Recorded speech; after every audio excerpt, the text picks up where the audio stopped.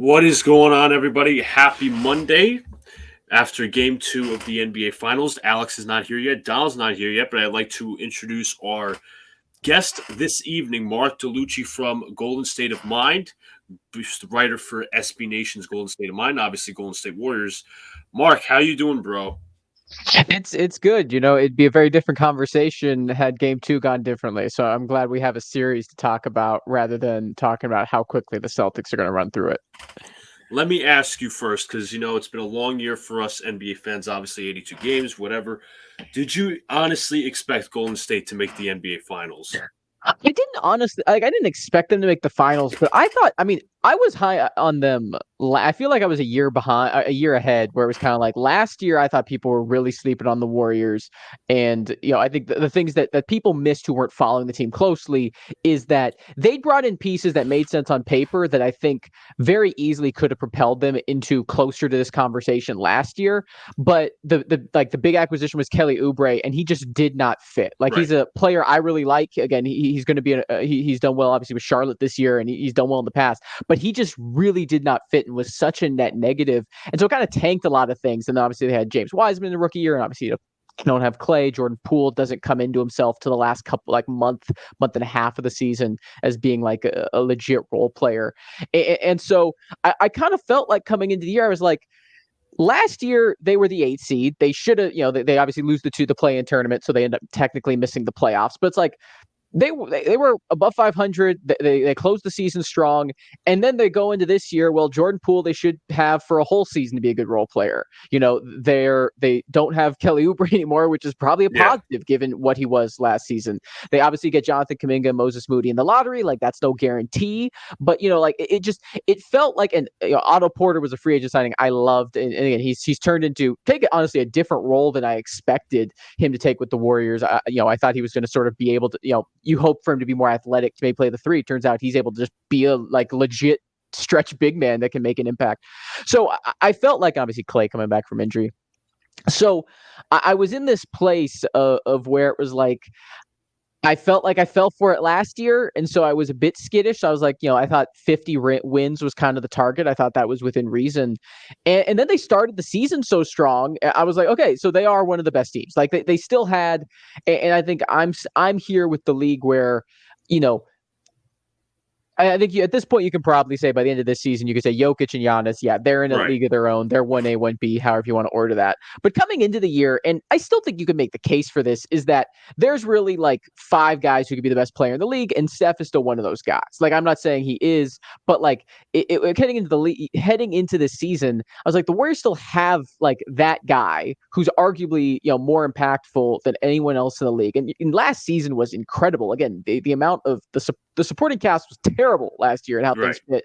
And Curry was honestly playing probably as good as since his peak MVP seasons last season. Ironically, this has been the down year.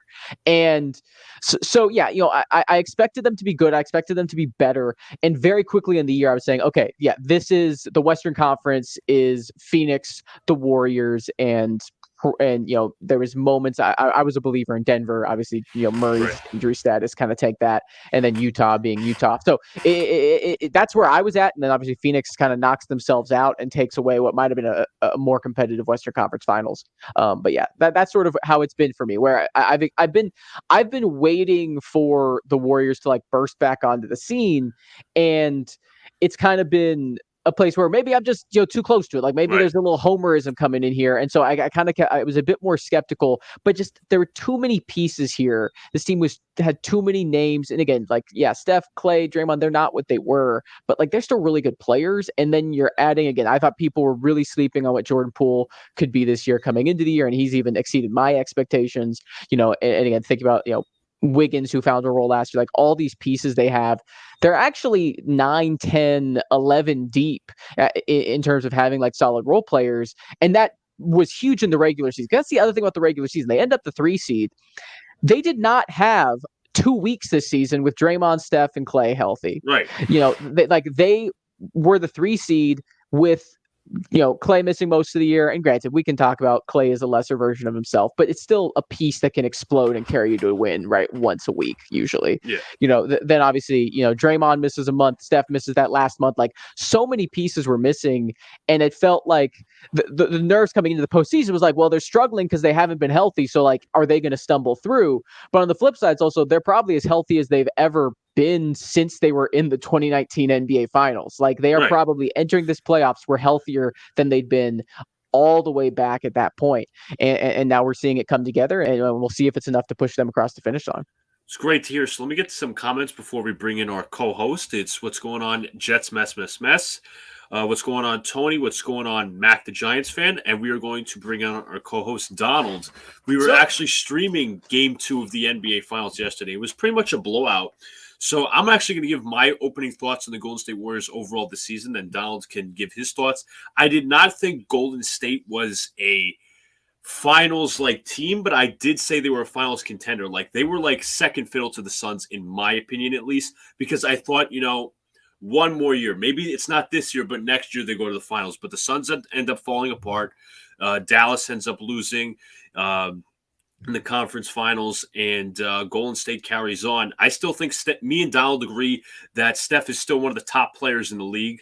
I've been a little disappointed in Klay Thompson's performance. As you mentioned, the role players got better this year. You guys have a ton of young talent. I really liked Moses Moody coming out of the draft, as well as Jonathan Kuminga.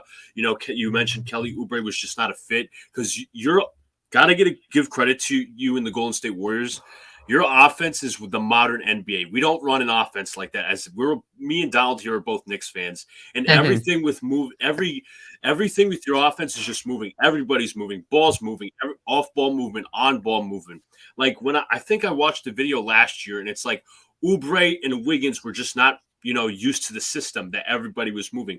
Oubre and Wiggins were just kind of stagnant in the offense, but I think Wiggins has gotten better in the offense.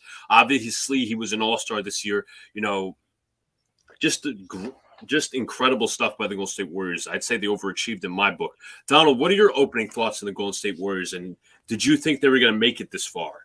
Yeah, I thought that it was between them and the Suns. From game one, the Golden State just seemed on it. You could just tell, and they had a super hot start. And Steph Curry, he was obviously in his prime. He's an MVP guy, but I'll tell you what, he's like a fine wine, man. He gets better and better. I think that he's improved in some aspects, and he's just still an unbelievable player. He's showing it so far in these finals. He's been by far the best player between the two teams. Like, it's not even close. So I'm excited about that. I love what Steve Kerr's done. He's instilled a great offense, and Draymond Green is obviously, as long as he keeps his mouth shut, he's hugely effective. And you go right down, and as you were saying there, it's 10 or 11 deep easily, and very few teams in the league have that amount of depth. They can just put in a bunch of role players, and they just fit seamlessly. Wiggins has had an all-star year. Klay Thompson, I've not been overly impressed with Klay Thompson. He's probably the only thing that I'm a little bit concerned about. I think Golden State are still – I called it in the start of the playoffs that they were probably going to make the finals, but my biggest concern was Klay Thompson, because he's like 50-50. 50% of his games he's the old Klay, and then 50% of the games he's like, ooh, I don't know. He's offensively, and then defensively he's just not there at all, right? He's not there at all. And so it's all about, he needs to be that difference maker offensively, because otherwise he's a real minus on the floor, right? Yeah, I noticed that, especially game one.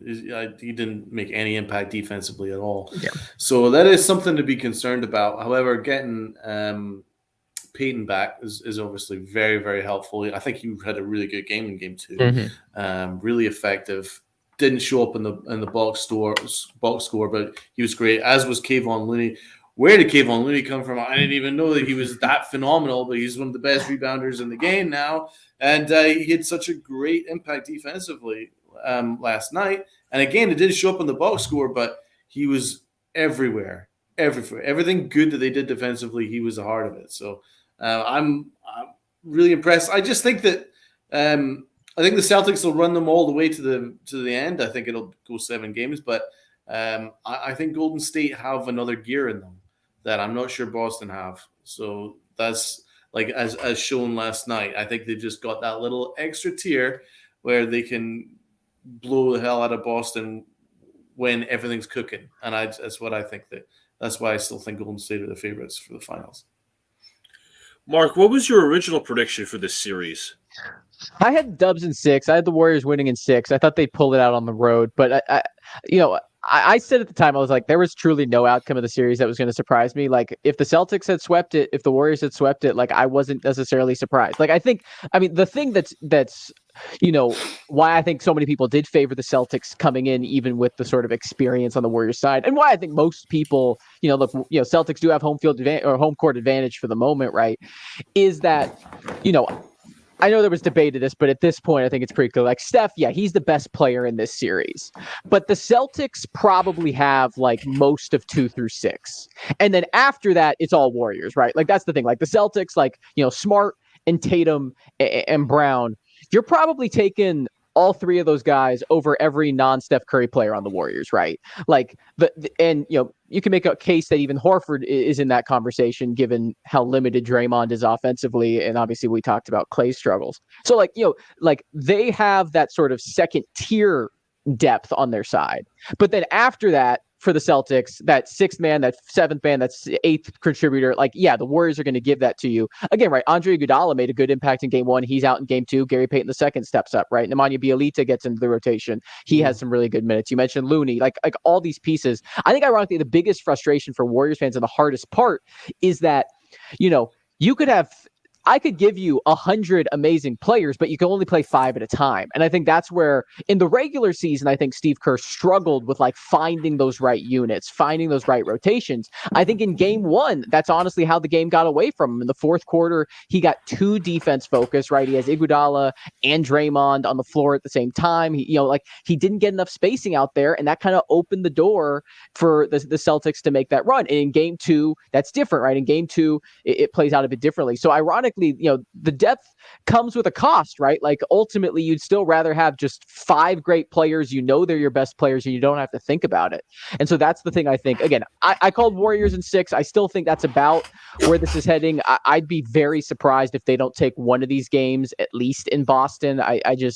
I've come to expect that from the Warriors, that, part of the reason I think at times their home court doesn't necessarily play as well as people expect. And this was true at the sort of like peak of the dynasty.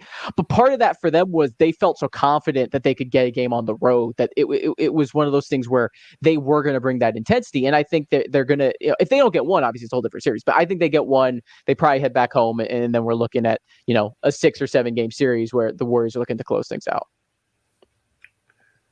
Yeah, very good points made. I thought Donald made a really good point when he was talking about, how the role players for you guys are not putting much on the scoreboard or in the box score. It's about, the little things, the setting the screens, moving the ball, all that other stuff. That's what I love about the Golden State core and the offense in general. Mm-hmm. So you got to give credit to that. You made a good point, Mark, talking about the depth.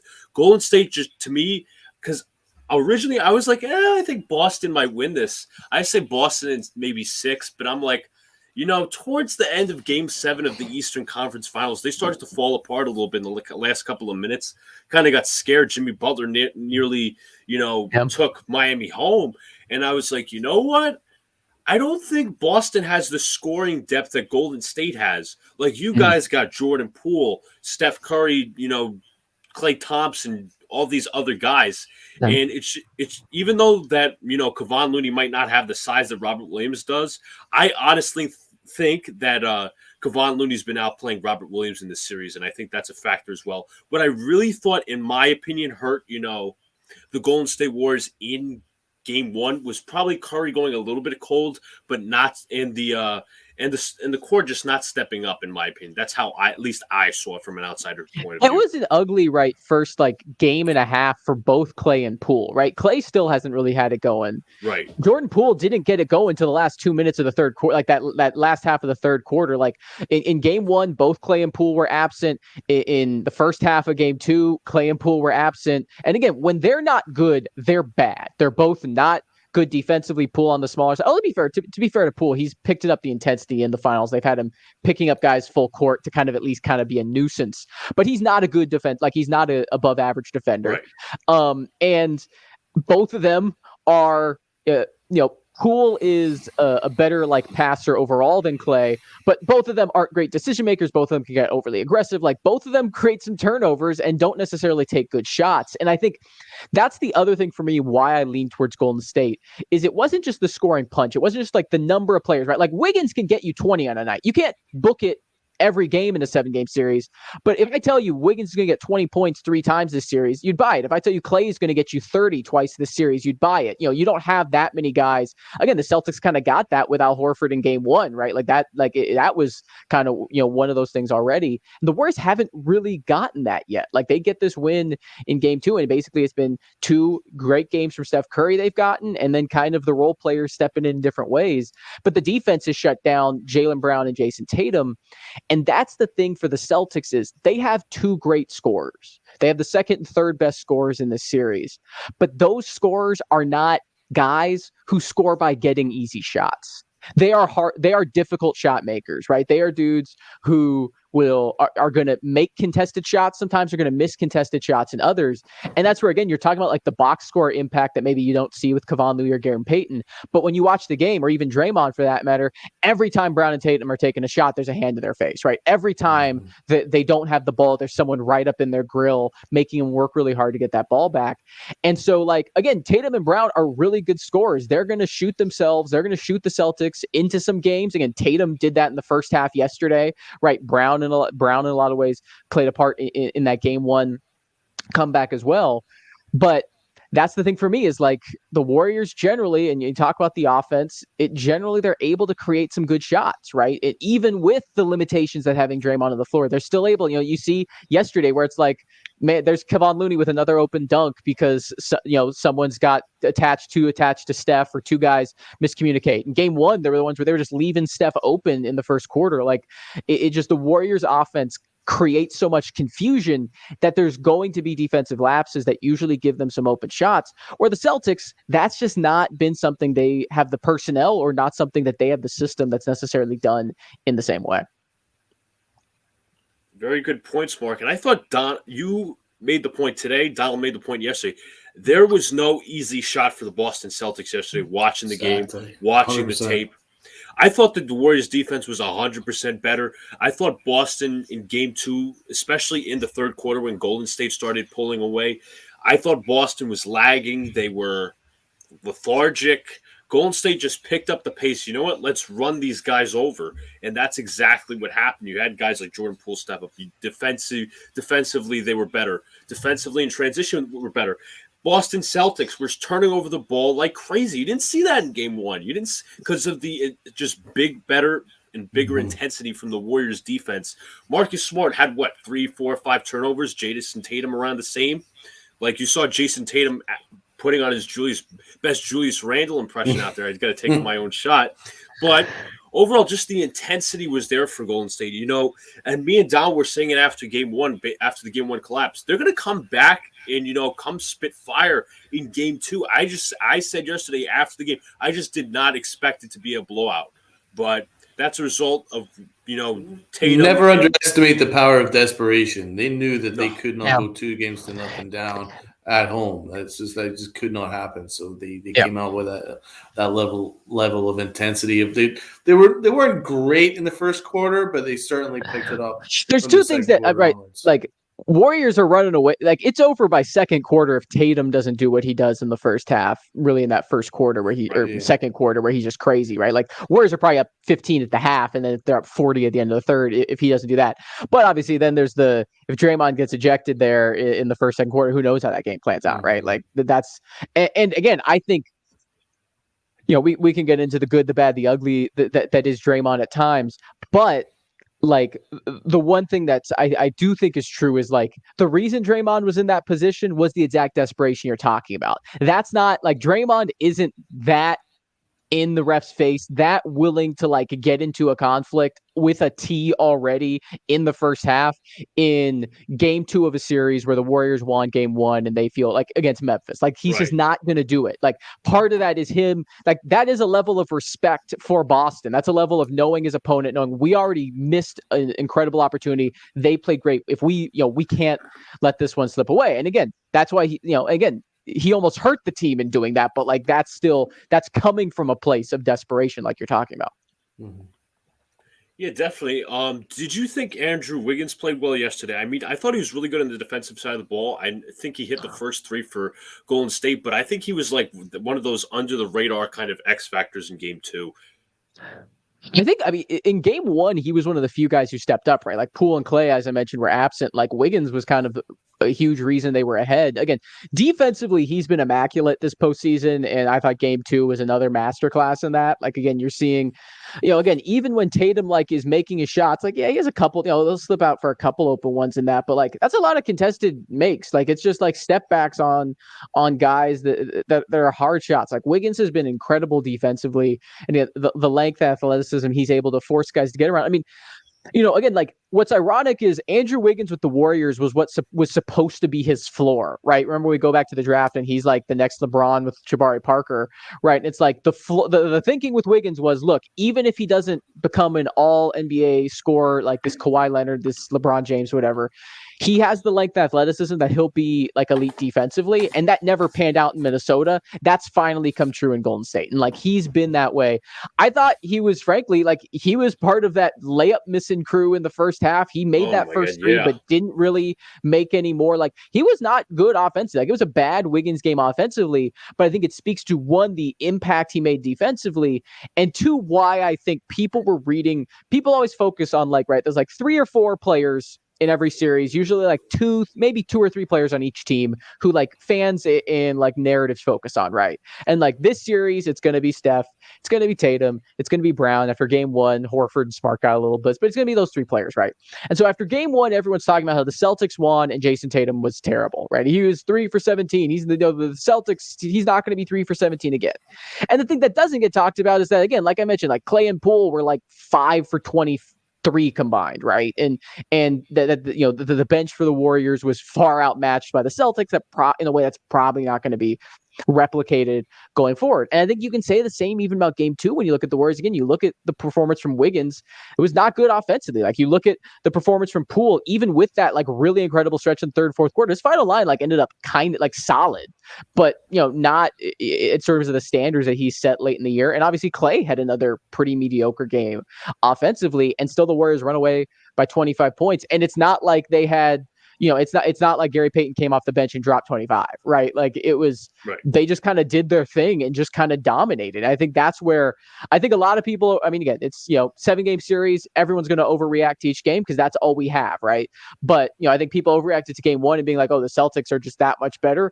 And I think people are overreacting to game 2 in part because they're looking at it and they're going, the Warriors it's not like Al Horford and Marcus Smart and Derek White went off for the Warriors. Like, yeah, Steph got his 30 and, a bunch of guys got like to 10 and 11. And, I think someone dropped 20. Like, it might have been Wiggins actually who got there, but it can't be right. Anyway, but like it wasn't like they were getting some crazy performances. They just kind of coasted through and game was over with 9 minutes left in the fourth quarter.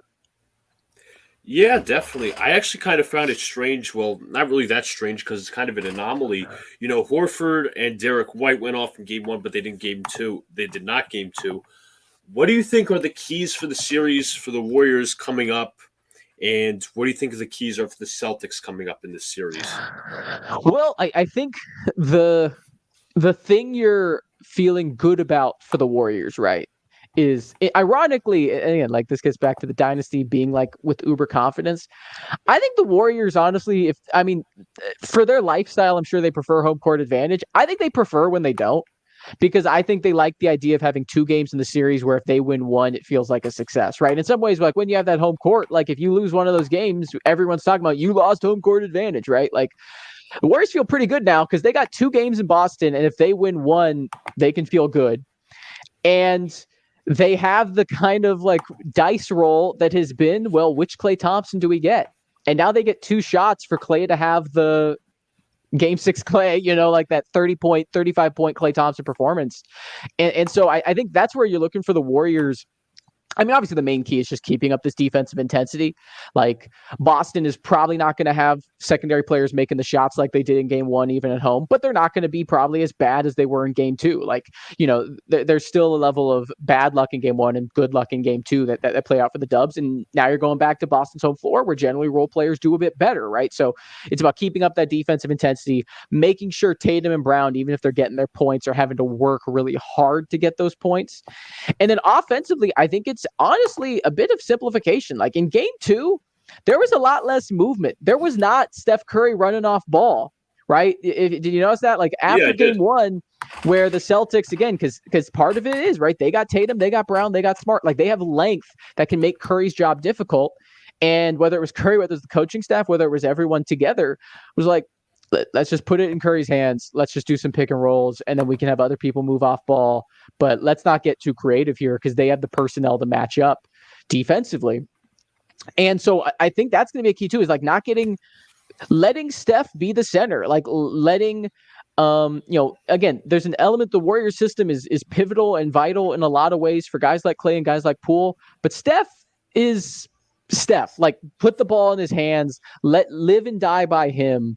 In a way that, again, I think at times in the past they've gotten a bit tentative to do. So I think those are the 2 main keys. And again, kind of undergirding, like kind of the thing that's overshadowing is that for the Warriors is you're hoping you get one game where, Steph and Klay or Poole and Klay go off. And Celtics to do what they want. You're playing good defense, and you get your win on the road. And that's what they're hoping in game 3, right? You hope game 3 is like Klay has his coming out for of this finals. Steph has another solid performance. Poole drops 20, kind of getting unlocked at the end of game 2. And the Warriors win game 3. And now you're looking at game 4, where now the Celtics are in the must-win position on their home floor. And again, a Celtics team that has played with their food quite a bit this playoffs, right? Has been shaky when we've gotten down to those kind of high pressure situations. Both these teams got a bit lucky in their playoff draws, right? Again, Ja Morant gets hurt in the Memphis series for the Warriors, right? You could argue Denver was honestly like the best matchup they could have gotten round 1. Again, Phoenix gets knocked out in the semis.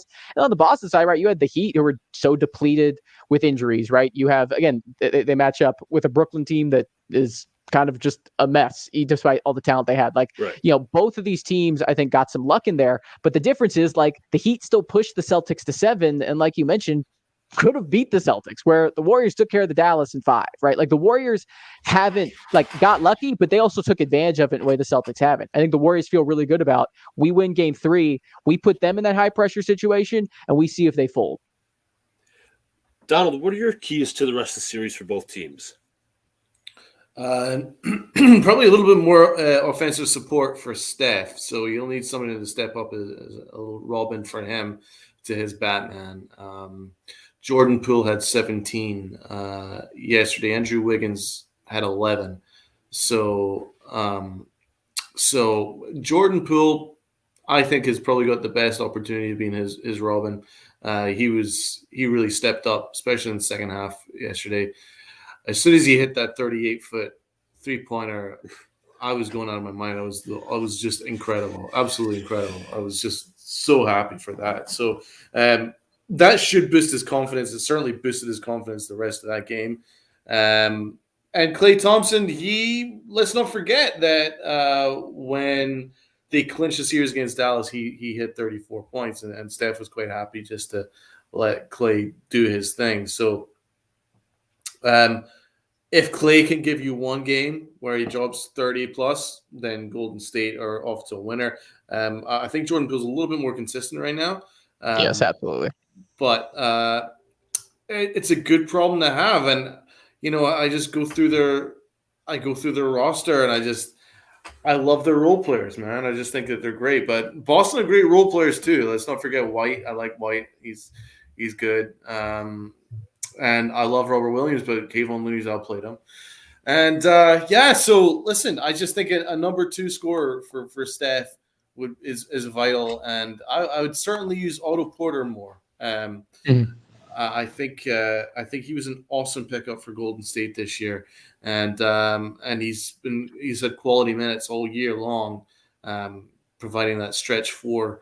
So I think that he got about 50 minutes yesterday. I'd try and use him a little bit more, maybe in game 3. But I just think that just a secondary scorer for Steph, and they'll be fine. Yeah, and I think on the Boston side of things, realizing in my head that I just kind of skipped over that part of the question. To me, I think if you're Boston, it's honestly kind of staying in your game plan, like staying in, like, I think defensively, again, I think they kind of fell apart there in the second half in game 2. I think the defensive game plan has been good. Like, Steph's just going to get his points. Like, again, most of the points in game 1 were on that stretch where no one knew what the heck was going on when he's just like wide open and like 3 out of 5 possessions from 3. They have the length to give guys problems. And I think again, basically what happened in game 2 was the Warriors like smothered their offense and slowly kind of pulled away in the third. And then they had that like 4 minutes where like Steph kind of gets hot, Poole gets hot, and then it's a 20-point game and game over. But like the defense, Boston's offensive struggles has really, to me, defined these first 2 games. Again, in game 1, that's why the Warriors control game 1 until the end when they basically catch fire from 3. And then in game 2, when again, basically other than Tatum, the Celtics had nothing offensively from opening tip to the final whistle. So I think for them, it's about figuring out how to get some offense going against this Warriors team. And I haven't watched a lot of Boston, so I don't have a great answer for it, in part because, again, it's like Tatum and Brown aren't necessarily guys who it's like, and this team is not one that's like going to get guys a lot of easy shots. So I think the thing you kind of come back to, and it's really overly simplistic and it's much easier said than done, I think it comes back to Tatum and Brown being aggressive, getting inside and getting in the Warriors into foul trouble. One of the other kind of quiet parts, it didn't end up being super prevalent. No Celtics starter picked up a foul until the third quarter in game 1. Jaylen Brown had 2 fouls in the first quarter. Al Horford picked up, like Robert Williams picked, like there were like the foul game kind of flipped up a bit. Again, it hasn't played a big role on the Warriors home court, but I think in Boston where, I think that's a way for the Celtics to kind of, work with these ebbs and flows a bit better and not be so reliant on, again, basically their only offensive stretches has been when dudes have caught fire from 3. And, again, it's ironic to be on the Warriors side saying, if that's the boom or bust game you're going to play, like, the Warriors actually are a much better, well-rounded offense when it comes to that. They aren't very 3-point reliant. Like, they have a few players who can obviously take over games from 3, but their offense is much more predicated on getting, again, like having Kayvon Looney wide open for a dunk, Gary Payton slices in, Wiggins driving in, like a lot more kind of well-rounded in that way, in part because it has to be, again, because you have like a guy like Draymond on the floor who's just so kind of, creates limitations, right? I think that Steph is the one guy that is unguardable because his range is unguardable.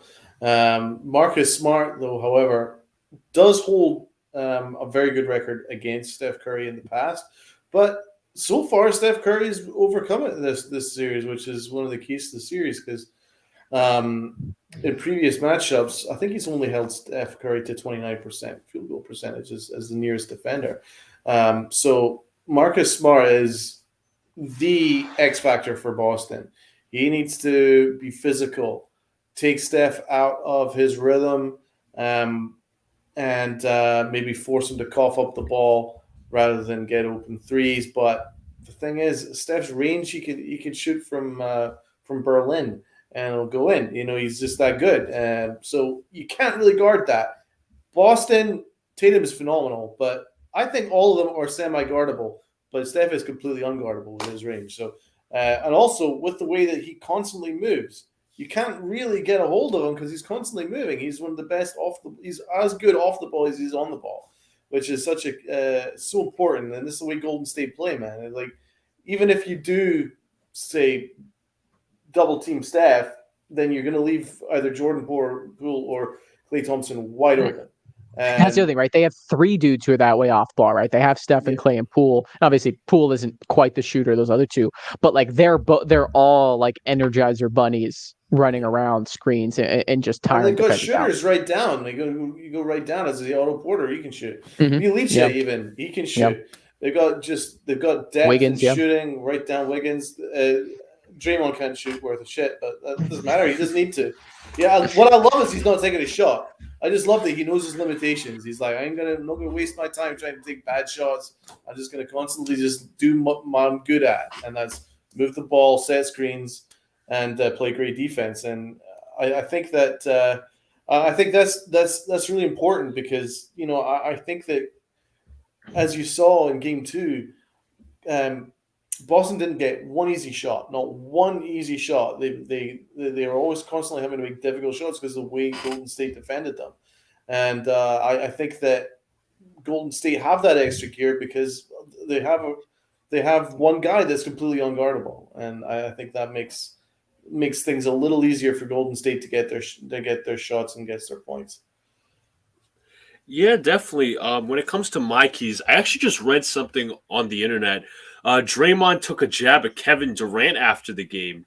He said, when KD was here, our offense still ran through Steph Curry. So I kind of like that jab. But anyway, for Boston, to me, I think it's, calming down the turnovers. They were obviously very turnover prone in Game 2, especially because of the Warriors, defense. But I think a lot of it was because the Celtics shot themselves in the foot a lot, not a lot of, good court vision, ton of that. Also, as Mark mentioned, they're just all or nothing from the 3-point line. And that's just a very risky game to play, honestly, because you got guys that can drive to the rim. It's not like, you don't have 3-level scorers out there. Brown can score from the range. Brown can drive. Tatum can drive. Smart can. Everybody's like a 3-level scorer on the court. Not a lot of points for Robert Williams, feeding him down low. Maybe you finally get Robert Williams going around the rim. Get him some points. So I think that's like the keys for the offense. For the defense, try to find a way to stop Steph Curry if you can, and just have Robert Williams step up in the defensive game.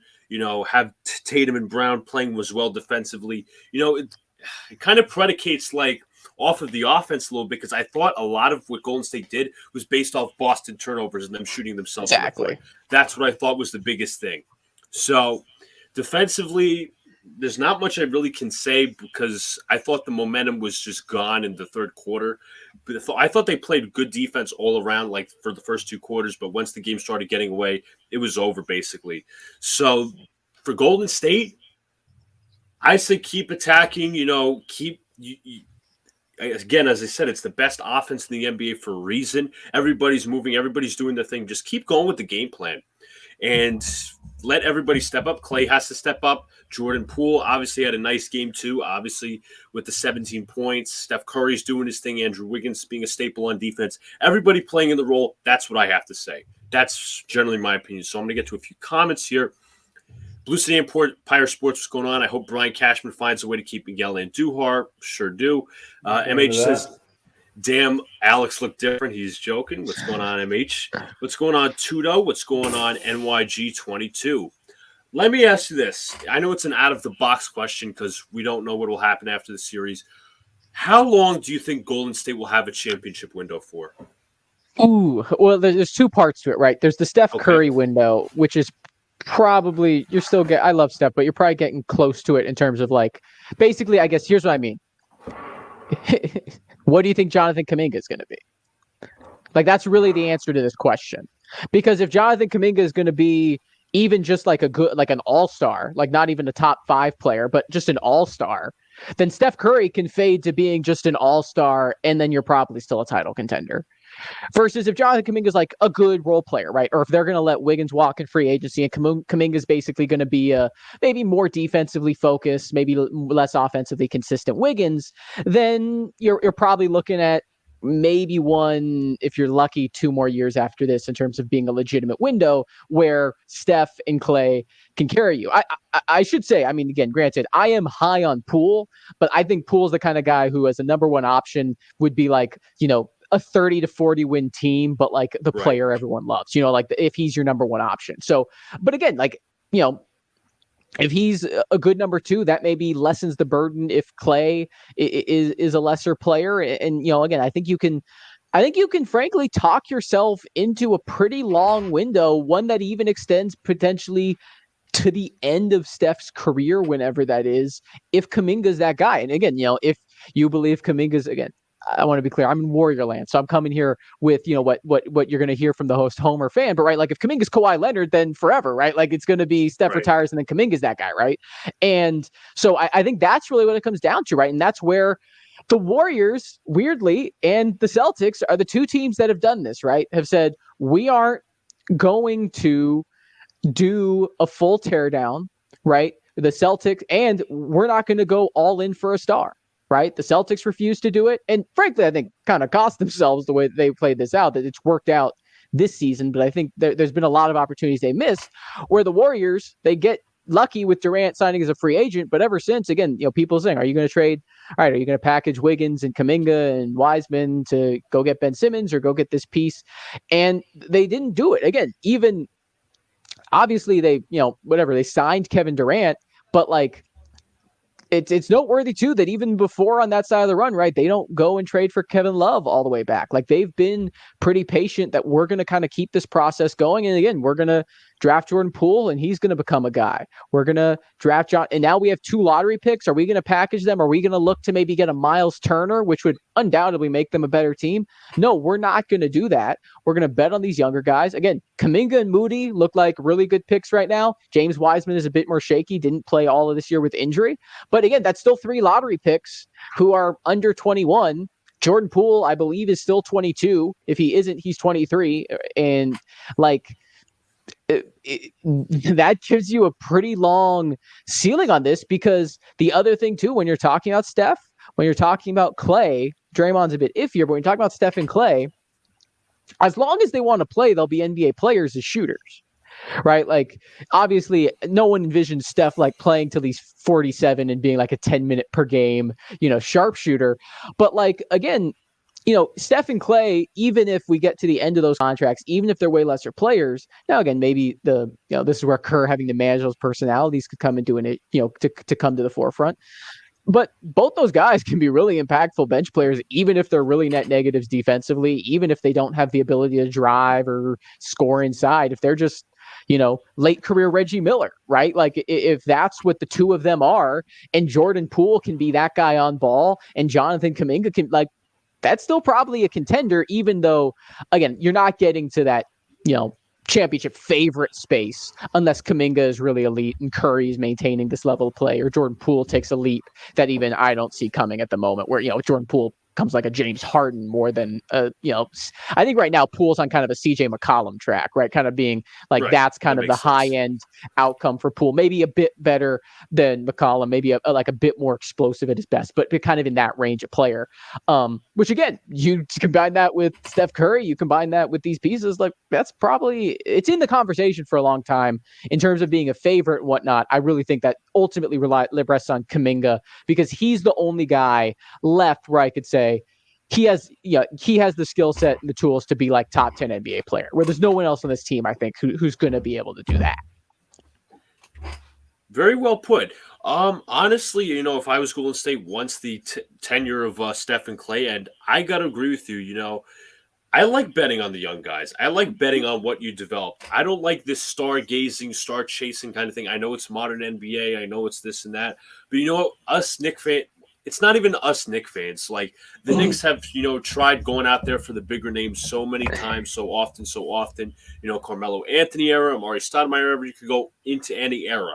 But you know what? Betting on your young guys is how it gets started, how you start, the timeline for success. And that's how you build your foundation and you start winning championships. Steph Curry was yours. Klay Thompson was yours. Draymond Green was yours. All the development that was done in the Mark Jackson era, Steve Kerr made them better. They won championships. So it's not about the stargazing. You want to add a co-star to line up with your, hopefully your stars to make them better. Sure, no problem. That's why I like betting on, your young talent. And it's all about. No, sorry. It's all about who that star is, right? Like again, right. Obviously, the last few years have changed the dynamic, but right, the Warriors were basically West Coast Knicks, with the Clippers, that the kind of level of franchise that we were talking about in terms of competitiveness and ineptitude, but the thing, right, is what is changed is that. I think this is kind of what you're talking about with the Knicks and what they've been caught in, right, is where the Warriors were both inept, so no one wanted to come there. And again, before, unlike the Knicks, it wasn't like they were a market people wanted to show up for. And so, the guys they'd sell the house for were like David Lee or Corey Miguel. Yeah. And again, good players, but guys you can't afford to be given all this to if you're going to be contending for a championship. The Warriors were ready to trade it all for Giannis. That was the one thing that, again, before last year when Giannis wins the title and extends with Milwaukee, that was the thing. The Warriors were very clearly putting out the signals that they were ready to pretty much trade everything to team up Steph with Giannis. And obviously then Milwaukee wins a title and, that's it. But the thing the Warriors didn't do was then go, well, we didn't get Giannis, so now we got to go get Ben Simmons, right? They didn't do that. They said, well, didn't get Giannis. They said, well, we didn't get Giannis, so, that's tough, but now we got to make the best of what we have here, unless another Giannis becomes available, unless another, legit person who we believe could carry basically a title contender without Steph, we can bring in here. Otherwise, we have all these lottery tickets, right? Let's play them and see if we hit the jackpot again and getting another player of Steph's caliber, and then we're back at the top of the league, and Joe Lacob can be the most. Again, I'm a Warriors fan, but he's quite the annoying owner to have when you're good. It's the level of cockiness is even a bit much for me. Yeah. So getting into we're gonna circle off or cross off the NBA Finals. A little recent NBA news: Quinn Snyder officially resigned as head coach of the Utah Jazz. What kind of impact do you think that will have on Donovan Mitchell and the rest of the franchise? I'm gonna start with Mark, then Donald. Well, I think Mitchell's days are numbered, right? I don't see this being. I mean, again, I think if Snyder stays, I think Utah's probably moving Mitchell in the next year or two, either. But yeah, I mean, I think it makes sense I should say this. It never makes sense to try to make your team worse, right? And trading Donovan Mitchell is going to make the Jazz worse. That said,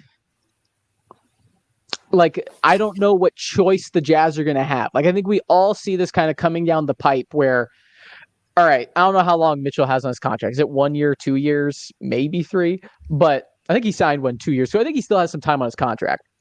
But we know that, or at least I feel pretty strongly that Mitchell is not going to be signing any extensions with Utah. And we also, I think, can feel pretty confident that they're not going to be able to build a championship team. And so you are kind of in that weird spot. And again, there's nothing wrong, to be fair, with we want to be respectable. We're going to hold on to him and ride this out. But I think Snyder resigning, again, maybe there's some other things behind the scenes. I think that's part of it, is a shift. Snyder maybe is also acknowledging, you guys want to go in a different direction. That's fine. I don't want to be a part of that. I'm going to submit my resignation. And so, I think that's probably the direction where this goes. Where Mitchell ends up is going to be interesting, because I heard Miami, but I just don't know how much better Mitchell makes Miami. I don't again, Mitchell's the kind of guy, again, Mitchell's kind of, I mean, he's better than Jordan Poole, but kind of in that Jordan Poole tier of player where it's I think, that's the guy, if he's your 2, he's your 3, you're a really good team. But I think, there's kind of, again, Utah's been caught in that, right? He's their second best player, but easily their best offensive player, right? So, but they haven't been able to get over that hump. I don't know. I think it's really going to be interesting, what pieces, get moved. People are talking about Miami. A team that I thought of as actually might be interesting, would be Sacramento. You can kind of try to pair him, with Sabonis and De'Aaron Fox. But, what can Sacramento give? I don't know. That was just something I was floating around. Yeah, definitely interesting. I never thought of Sacramento, really. I think they're in basketball purgatory, as I like to call it. They're not, a playoff contender, but they're not close enough to like lottery bad, even though I think they have a lottery pick this year, I think. But overall, Donovan Mitchell, I'm not going to say anything about him coming to the Knicks. I'm not going to, if it happens, it happens. I would love to see him in a New York Knicks uniform, but I'm not going to sit here and bet house money that he's going to come to the Knicks. If he was going to go to Miami, I see him and Jimmy Butler really feeding off of each other. There's not going to be a number one option in my opinion. It's going to be feeding off one another. You obviously got Bam as another scoring option. Kyle Lowry's still the point guard. I don't know what they give up. They probably give up Tyler Hero and a couple of other players and maybe obviously premium picks. But Don, what are your thoughts on the whole Donovan Mitchell Quinn Snyder situation? So first of all, the Quinn Snyder thing does suggest that Utah are going to move in a different direction. What this pertains for Donovan Mitchell is whether Donovan Mitchell actually has a hand in the coaching search. Because at the moment, Donovan Mitchell is unhappy with this decision. But if he's given the latitude in which he has some power within the front office to kind of influence who the next head coach is, then that would help him staying. If not, then I think it would be wise for Utah to investigate trade opportunities. In terms of Donovan Mitchell, I think that Mark, you're I think you're low. I think you're underestimating him. Yeah, I think the Jordan Poole thing is really not fair. The guy did hit 53 points. It was at least 53 points in a playoff game and a couple 50-plus point playoff games. Dude is a legit number one. It's his biggest problem is his defense. But if you put him in a situation where, like, if you put him in Miami, oh my God, with Butler and Bam Adebayo, his defense doesn't matter. He's gonna be an absolute monster.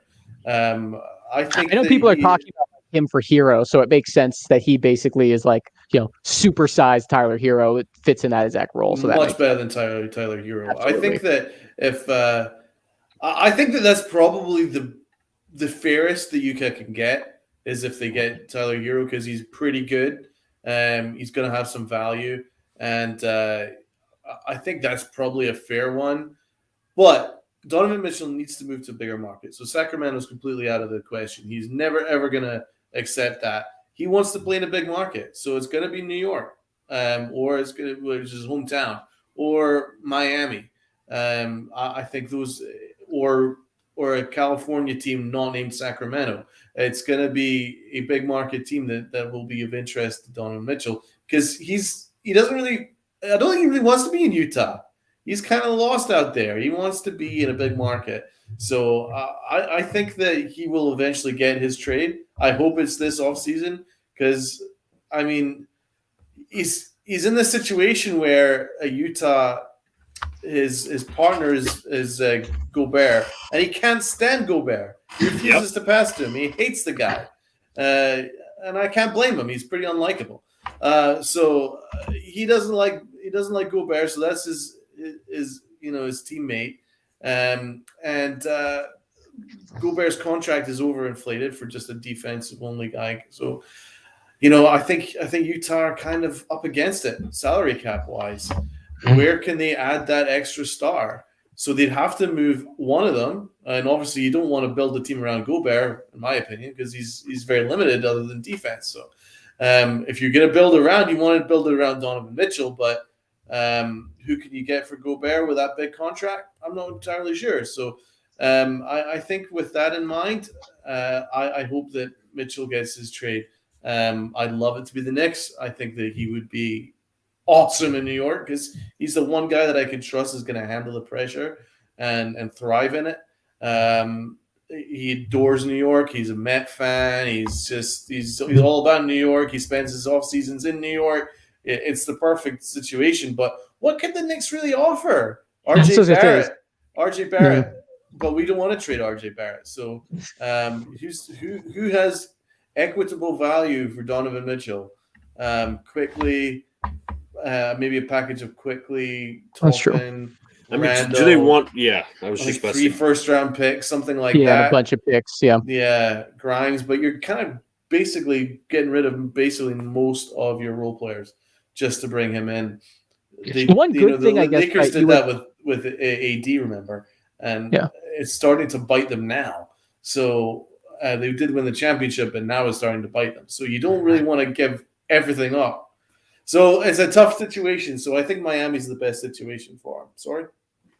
No, I was just gonna say the one good thing, I guess, for the Knicks, if they were able to again, I don't know which of the pieces Utah would necessarily want in particular. The one good thing on their side, though, would be right, just for salary cap matching purposes, they'd have to move some of the bigger contracts, right? Like there'd have to be one of those because the Knicks kind of, I think a bit, over invested in kind of last year's team, right, and re-signing guys and extending guys, right? That's fair. To just salary match now, they'd probably have to package a Burks, or like Utah would have to take that back. So in some ways, it might also, again, if the Knicks could find the young pieces Utah wants. I think my question would be, if you're Utah and you're trading Mitchell, are you trading Gobert too? Obviously not in the same deal with someone else. Because I don't know. I mean, I guess it depends on what you're getting offered. I'm more open to the idea that you could build around Gobert, not in the sense of like he's going to be your best player, but in the terms of, I think Gobert is someone who ensures I'm going to have a fairly competent, at least regular season defense. I realize the playoffs is a whole nother story. And like, yes, he wants the ball more, but like he stays out of the offense's way for the most part in terms of just like what his skill set is. I kind of like the idea if you're Utah and if you are going to have to reset, and you get a Tyler Hero and you get some picks and you try to sign some other young wings that, maybe there's a team out there that's, because I also like who's the team that's going to offer a lot for Rudy Gobert. Like, I don't know who that is. Even he could help a lot of great contenders, but not for, a bunch of picks or a young piece. And so if I'm Utah, maybe again, I look to move Mitchell. Again, maybe I can, try to get like a quickly, top in some picks and just kind of stock up. Maybe again, I can get a Hero or something like that. And, and then sort of just try to accumulate young scorers and see who fits around Gobert. But yeah, I don't know. It's a tough question for Utah. And obviously they got Gobert's cap number is very high for someone who's only absolutely there just for defense. So it's so high. I think if his cap number was a little lower, then I would. It's right. It's $40 million. That's right. It's stupendous. But again, who's going to trade for it? Like, it's that's exactly. I was going to say, I did hear that Toronto was interested in Rudy Gobert. It'd be interesting. Breaking, that was per Bleacher Report, and another report by Mark Stein of the New York Times. There have been rumbles that minority owner of the Jazz, Dwayne Wade, wants to push David Fizdale as the next head coach. That rumor is not a lie. Yeah, that would definitely push Donovan Mitchell out of Utah. Please let it happen.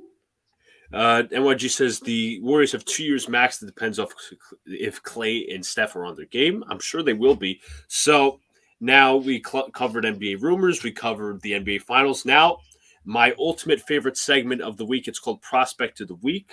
It is where we do a bunch of top prospects in the NBA drafts. We obviously streamed yesterday. When we stream on Thursday for Game 3 of the NBA Finals, the halftime show will be Prospect of the Week as well. I will reveal that when we get closer to the Thursday day for Game 3. So as I have my video file right here, just 1 second. 2 prospects today, as I said, getting closer to the draft. AJ Griffin from Duke and Chet Holmgren out of Gonzaga. So let me just add this to the stream. Let me pause. Right. So I'd like to welcome everybody back to another edition of Prospects of the Week, brought to you by the boys in the Big Apple Podcast. Each and every episode will be taking a look at some of the best prospects in the upcoming NBA draft. There is a change in schedule. As I said, in the upcoming finals games, the halftime show will have 1 prospect per week. We want to cover as many prospects before the draft, especially if it commences on June 23rd. First prospect of the week is Duke small forward AJ Griffin. Donald, you're going to like this one. He was born in White Plains, New York. Woo! Represent. So that's an automatic win for Donald. Yeah, draft him now. He stands at 6'6" and has a wingspan of 7 foot. He is 18 years old. He's actually a little younger than I am. In his only season at Duke, Griffin averaged 10.4 points per game, 3.9 rebounds per game. From the free throw line, he averaged about 79%. He had 1 assist per game. 3-point percentage was phenomenal. 44.7% from downtown on 4.1 attempts per game. Shot 49% from the field in 24 minutes per game. He started 25 games for Duke and played in 39 of them. So starting off with Griffin's strengths, he's a knockdown three-point shooter, as I mentioned, averaging 44% from three on 4.1 three-point attempts per game. Griffin shot 43% on spot-ups, in which three-pointers were 48% of his offense and 55% of his offense in the half-court setting. With his three-point prowess, he knows when to relocate and head to the corner for easy three-point attempts. He's also a great cutter, which helps his three-point percentage, which I'll get to later. So his base is kind of weird, so let's take a look at AJ Griffin's three-point prowess.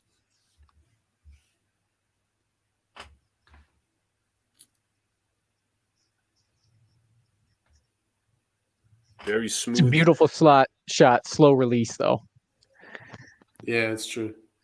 Also, his base is kind of unorthodox. His base is very unorthodox. Yeah, it's very wide. It's like he's in a defensive stance. Pretty much, I would say so. Griffin knocks down the shot there. So, as I said, he knows how to get to his spots, so we'll see him get to his spots beyond the line here. Very good cutter, very intelligent basketball player, as I mentioned. Into the corner, Griffin knocks down the three. Now, it's weird because he's a 6'6" guy, but his shot looks like a stretch five. It looks like, when the 7-footer learns to shoot and knock it down. It's like it's unorthodox. Like everything up here looks fine. It's just everything below it is kind of throwing me. But don't forget, Halliburton had a very unorthodox three-point shot coming out of college, and he's really been great. So maybe the same here. Why Sacramento traded him? No idea why. No idea. Crazy. I'm so insane. Yeah, I'm not going to lie, Mark. I was kind of pissed off because, I think the Knicks were checking in on De'Aaron Fox at the deadline. I'm like, go get – and then all of a sudden the news broke that Halliburton was traded to the Pacers. I'm like, Knicks, why did you not check up on Halliburton? Please. I don't understand why – the trade that made sense the whole time and didn't happen was I just didn't get De'Aaron Fox for Ben Simmons actually made sense for everyone. Like Sacramento, I don't know. Anyway, sorry, we don't need to go down that rabbit hole. It's a trade that's not going to happen, obviously. But it was like between because you got Hield, you got Halliburton, you had scoring in Sacramento, you didn't have defense or anything. Like it actually might have fit for anyway. So true. So they got some bonus somehow. So and they cleared Buddy Hield's contract. So. Whatever. I still think they're in basketball purgatory. Anyways, definitely. Who will be the biggest sports star in New York City in 5 years? It's a good question, honestly.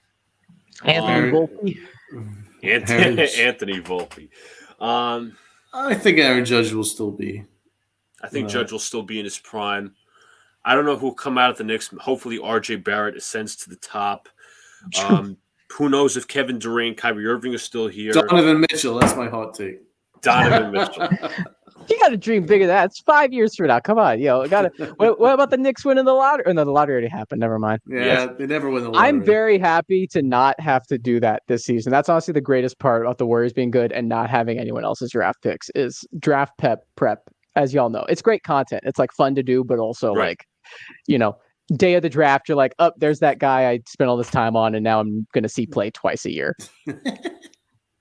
Why does OKC always get in the lottery? They've been doing that for years, and I don't know how the league is not. They have 300 draft picks, man. I don't know what they're going to do with all these draft picks. I was going to say they trade for 70, so one of them's got to hit, So, and what G22 says, Aaron Judge or Kayvon Thibodeau? Oh, yeah. Definitely an underrated pick. Definitely see Kayvon Thibodeau. Good shout, brother. That's true. Maybe Bryce Young. What about a quarterback staff? Yeah, that could be another good shout. Yeah, Bryce Young in a Giants uniform. That would definitely be interesting. I would probably say C.J. Stroud if you're talking about quarterbacks, but yeah. Yeah. What about Bryce Young? How you going, brother? What's going on? So as we continue, Griffin also flashed some shot creation in his time at Duke. He can footwork with misdirection pickups and going between the legs and back left. Griffin shot 45% on jumpers off the dribble and also ranked 19th in points per possession with 50-plus attempts. He also shot 50% on short and mid-range jumpers, attacking closeouts pretty well. He does not have a great handle, but Griffin is certainly creative with it, which propels his finishing at the basket, shooting 64% at the basket in the half-court setting. So let's continue with his shot creation, even with his unorthodox base. So still going through the here we go. Step back. Boom. Space is so much more narrow when he's off the dribble. Yeah, he's not a great space creator, but, he could do some creation, as I said, off the dribble. It's very smooth. Yeah, his shot looks way more normal off the dribble. Now, this was in high school. Let me just say that for a fact. Bam. He had 1 year at Duke. Mid-range jumper right there. Fakes. Silky smooth, even with the tough congestion. Out on the screen. Pull up. Got it. So, let me see. Now, here is his finishing at the rim. Very tough. Very Jimmy Butler-esque, as a lot of people are drawing the comparison to. As one day, I hope if the Knicks draft him, he's that guy. So, just great finesse around the rim. Excellent ability. Getting around the rim. Again. Quick first step. I wouldn't say that exactly. Not the greatest first step, but that could quick there. Yeah, definitely. So next is his cutting. Griffin is very intelligent, knows where to go to get his spots. Shot 87% from the field when cutting to the basket. Unreal stuff. Finds the dunk. Excellent cut coming in right here. Gets the and one. Throws down the dunk again. Griffin cuts, so he leaves open this guy for the three. I like that. Another cut to the basket for Griffin. Draws the foul there. Griffin inside again for the finish. I think this would definitely help revolutionize the Knicks offense. Just saying, if we take him out. Revolutionize. We're sorry, I'm hijacking. I'm not even supposed to be here. I'm having this. It's all right. So I was actually a little surprised about this because I heard good things about it before doing the breakdowns and doing the research. Griffin, let me just say for the record, Griffin also flashed his passing abilities, but his role in that was not utilized too much. He has good court vision, also good feel for the game when he has to dump off the pass under the basket or kick to the corner. What really I was kind of stunned with is that the defensive side of the ball actually needs work when it comes to AJ Griffin. Griffin has the physical tools to be a good defender in this league, although his lack of lateral quickness has nothing to write home about. Now, in college, through the first part of the year, he was playing with a right knee sprain, so that could be very much the case. He was either not playing at full health or he was just playing a little less aggressively so he would not injure himself again. Doesn't showcase very quick hip movement as he looks very stiff when he's changing direction. So let's see some of his defensive woes. Spun around there. Even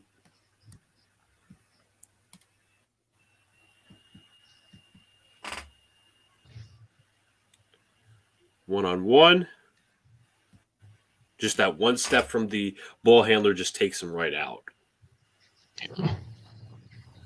I noticed this on the offensive end too.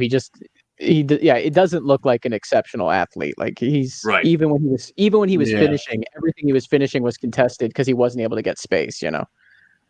Again, as I said, that the creative handle is what kind of hides the athleticism. Yeah, definitely. So I agree 100%, Mark. And what doesn't help with the lack of defensive ability, I shouldn't say lack of defensive ability, but the quickness is the foul trouble. He does tend to get in foul trouble sometimes because he doesn't stop the defender. So moving to the next, weakness of his, let me just pull it up for a sec. So sometimes Griffin can also be caught being lackadaisical or just not zeroing in on his opponent, which leads to struggles against backdoor plays and cuts of the nature. He does a little too much ball watching, which has a habit for gambling for steals. Regarding his defense and his health, we assume that Griffin will be 100% recovered from the knee sprain, and his physical tools will help him become a much better defender along with coaching as well. So let's see some viciously bad backdoor coverage, unfortunately.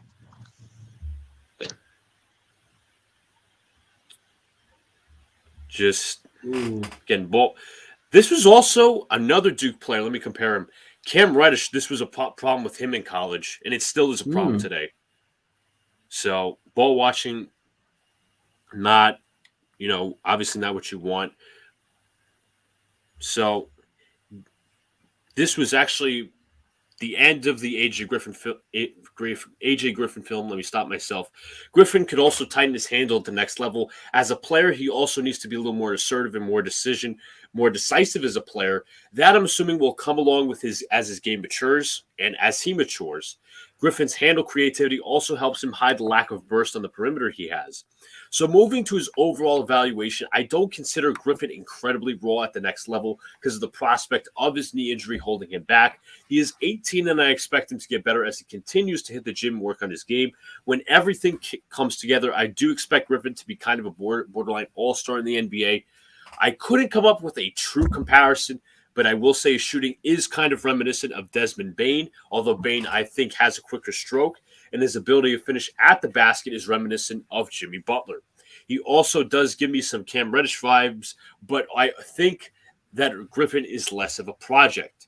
So next up on this edition. Well, NBA DraftNet has direct comparisons. They're saying that his comparison is Jamal Mashburn and Robert Covington. But Robert Covington is a good perimeter defender, so it must be more about his wingspan and 3-point shooting in terms of those comparisons. But they were just saying that,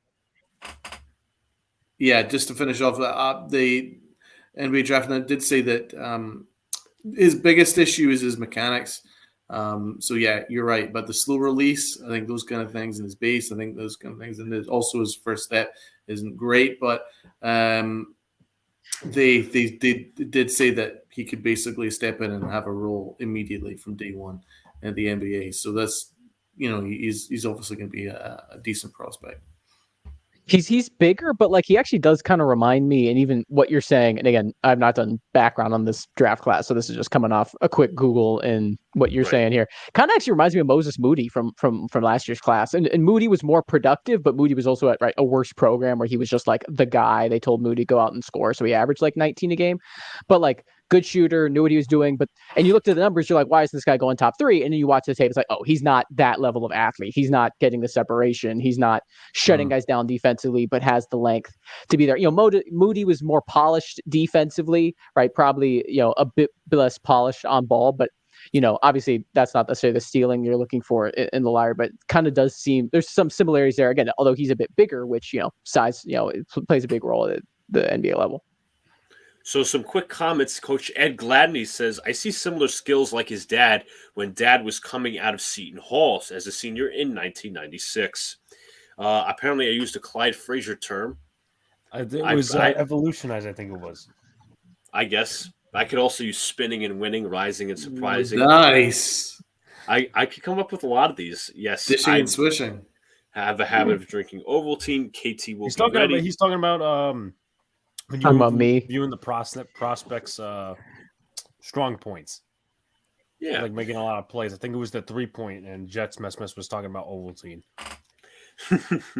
So I don't see the Covington comparison, Donald. In my opinion, I think that what's the word I'm looking for? Griffin's shot diet's a lot more balanced than Covington. Covington, I just see a lot behind the line when I think of Covington.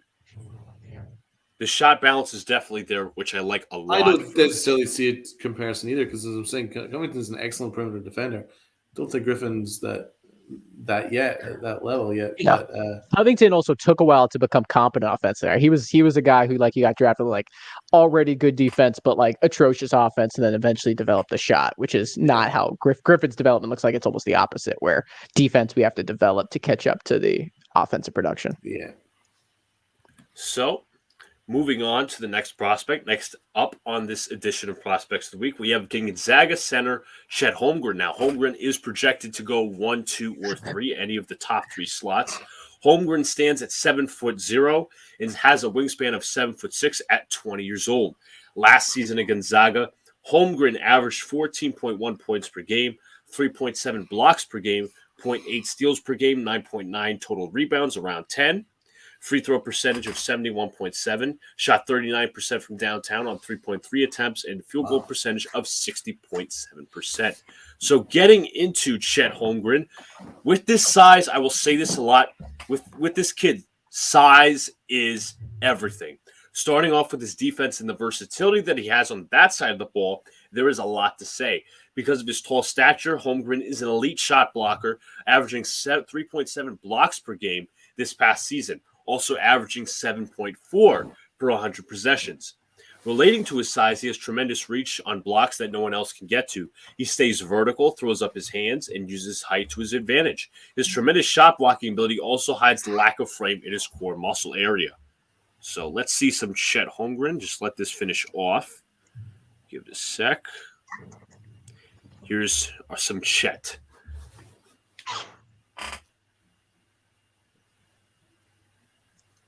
I'm so curious to see how Holmgren translates. He's just such a unique build. Yeah.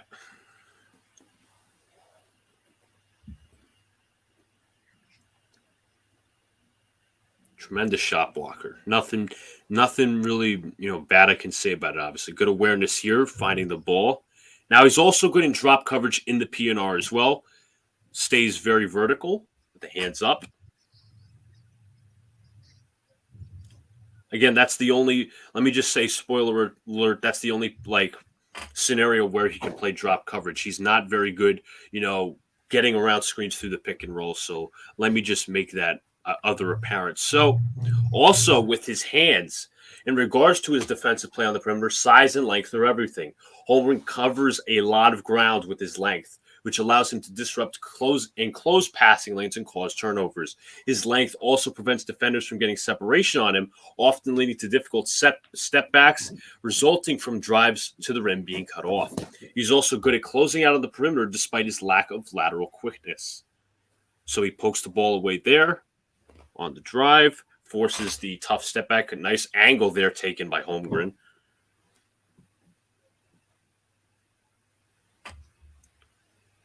Keeps his feet moving. And now getting to his rebounding. Let me just say Chet Holmgren is versatile offensively, defensively. Another staple of his defensive abilities to cause turnovers are his active hands. He's great at snatching rebounds out of the air. Also can poke away the basketball from his opponent.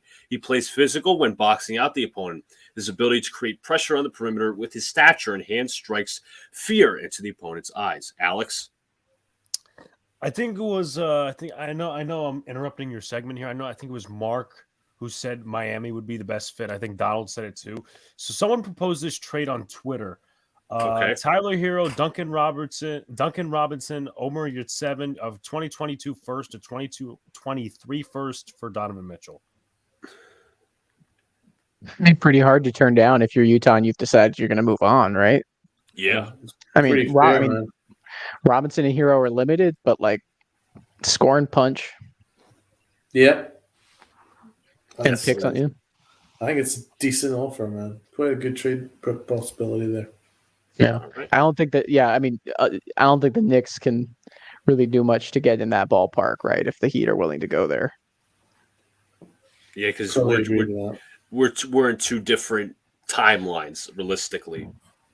Yeah. So what's up, NYG22 says Neymar, Celtics or Warriors. He's obviously asking Giants 22. So let's look at Chet Holmgren's rebounding. Obviously, this guy, his opponent had a bigger frame and a bigger size advantage, but he just grabs it right at the ear. Good boxing out.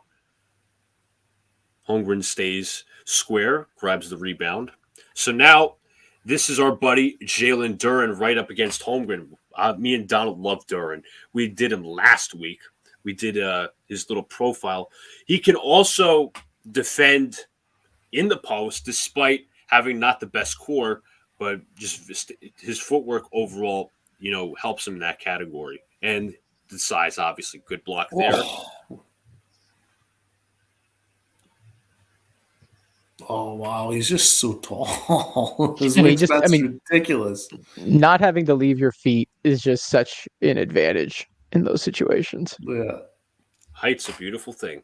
Chet Holmgren is also a versatile offensive player. He thrives in transition as a big man. He can actually lead the break on the open floor with his rare combination of size, athleticism, and ball handling. Holmgren can also dish out a flashy pass or two in transition or in the half-court offense. He also is very well known for knocking down transition threes as the trailing man. So he picks off the ball handler here and the foul. Oof, nice. Strip there. Takes it right to the hoop. Oh, sick. Dish out for the three. Holmgren in transition again. Very good court vision, feeds the man. Now passing inside the low block. Fakes. Holmgren stops. That was kind of almost no-look pass, but it was like on accident because it almost looked like he was being fouled. So speaking to his passing, Holmgren has good court vision, which helps him make good cross-court reads with his understanding of when the opponent will provide help defense. Holmgren can also pass on the move or when he's in the post, as we've seen. Holmgren driving to the rack, turnaround, finds the cutter. Holmgren now cross-court for the three. Holmgren, wide open corner three. Nice pass, man. Nice vision. So now we're going to see Chet Holmgren's post moves and moves along the perimeter. In the post, Holmgren is showcasing nice moves. His traditional go-to move is his drive to the right and spin back left. What helps make this move a staple of his offense is his nice touch with the left hand, his opposite. He's good at exposing mismatches as well. Holmgren also utilizes the baseline spin move. He also displays a great turnaround mid-range jumper out of the left post. Nasty, sassy stuff. Just powerful spin move. And he finds his footing as well. He's not falling down. Staying on his feet. And now we got to introduce him as a lob threat. So around the basket, Holmgren is a phenomenal lob threat and rebounder. With a point guard, he'll be terrified. I mean, Gonzaga already had a good point guard. He'll be a terrifying P&R nightmare for his opponents. He finished at the rim at 80%. He also gives his teammates second chance opportunities with his ability to grab offensive boards with his great stature and good hands. So finishes off the lob there. Wide open to the basket. Very balanced as he goes up in the air. Good touch. Offensive rebound. Turnaround hook shot. His tape is pretty sick. Very sick, I must say. I got to agree. Picks up the rebound over two players, gets the putback. Off the rebound, gets the putback dunk. Another shot, putback slam. Holmgren is also, as I said, is also known for the threes in transition. We'll see some of them right now. Very good flow to his shot arc, just silky smooth for a big man. So casual. Woof.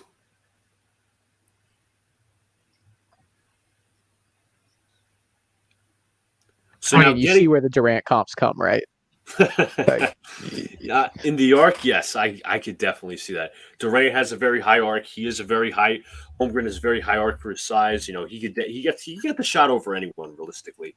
So moving to his weaknesses, I said it is the most apparent is the lack of bulk in his core muscles and his chest. Holmgren actually weighs about 190 pounds and is usually due to be moved around in the post a lot and around the court a lot. He usually has to push off to get his way on defense, which puts him in easy foul trouble.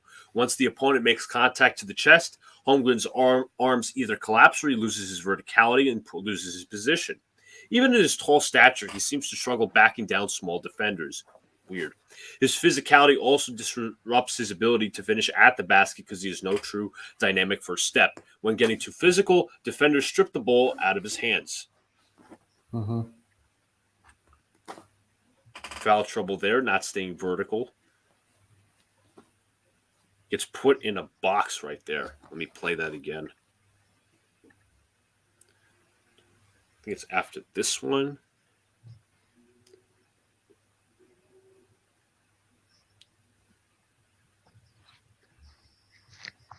Holmgren in the post. Just does not have the chest core to keep up. Does he have the athleticism to potentially like play down? Like, is he going to be able like because he has so much length? Like, could he potentially size down and be guarding threes?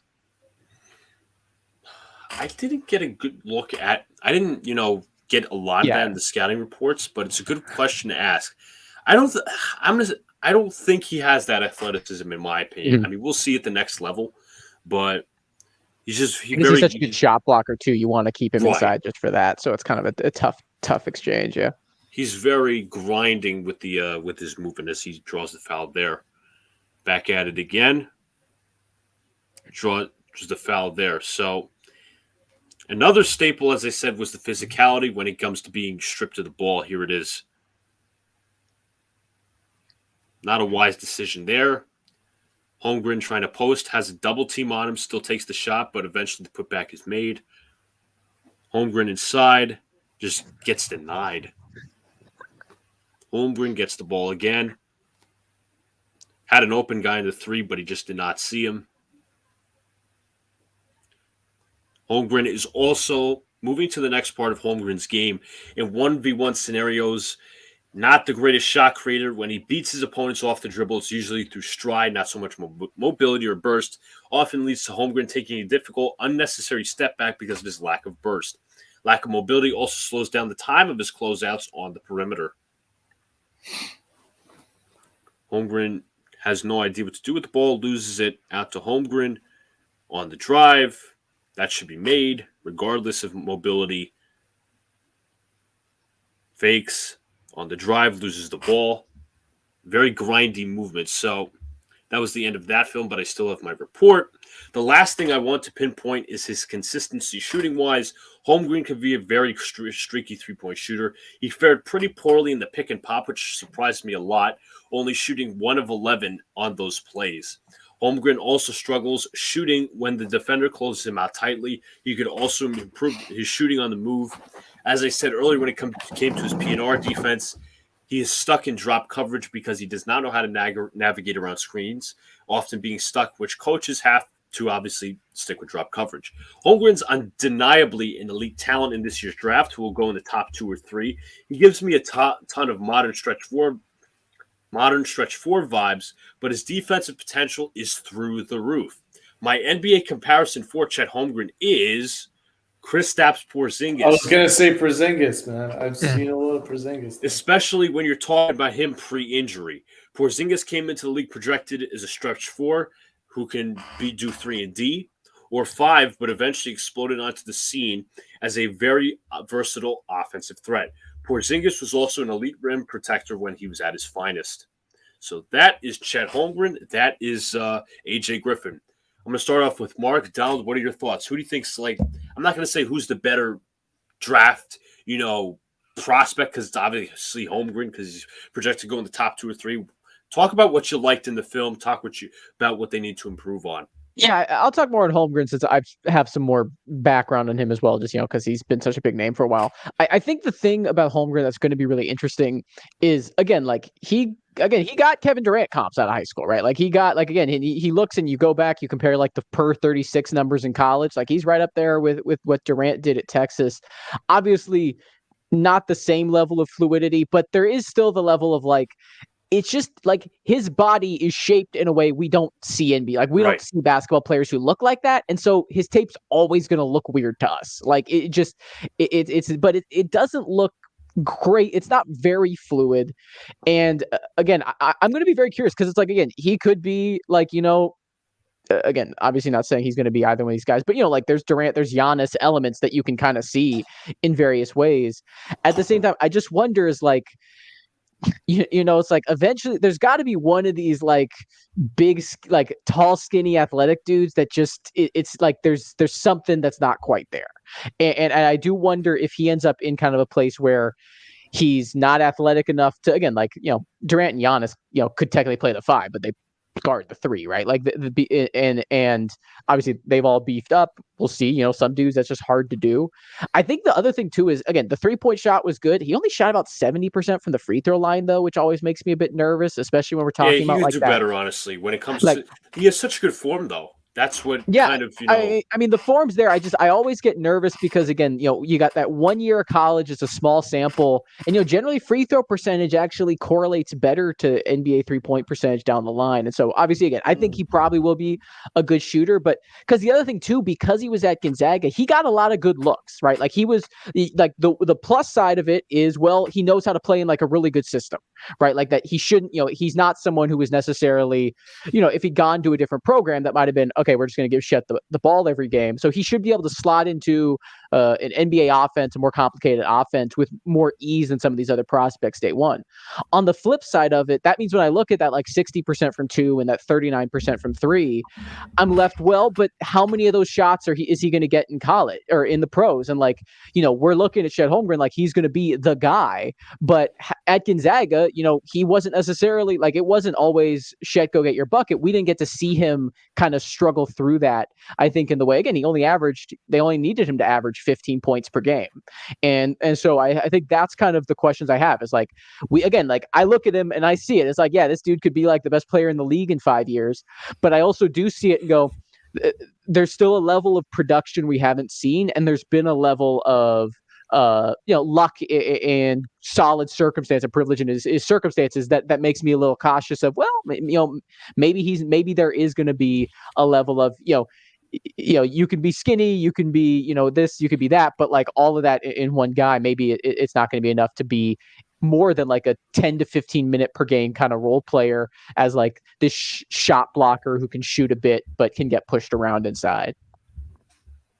What are your thoughts on Griffin? I know you don't have a lot on him, but what did you see that you liked? What did you see that you didn't like before we get to Donald? Like I said, I see a lot of Moody. Like I see, like I don't necessarily see the,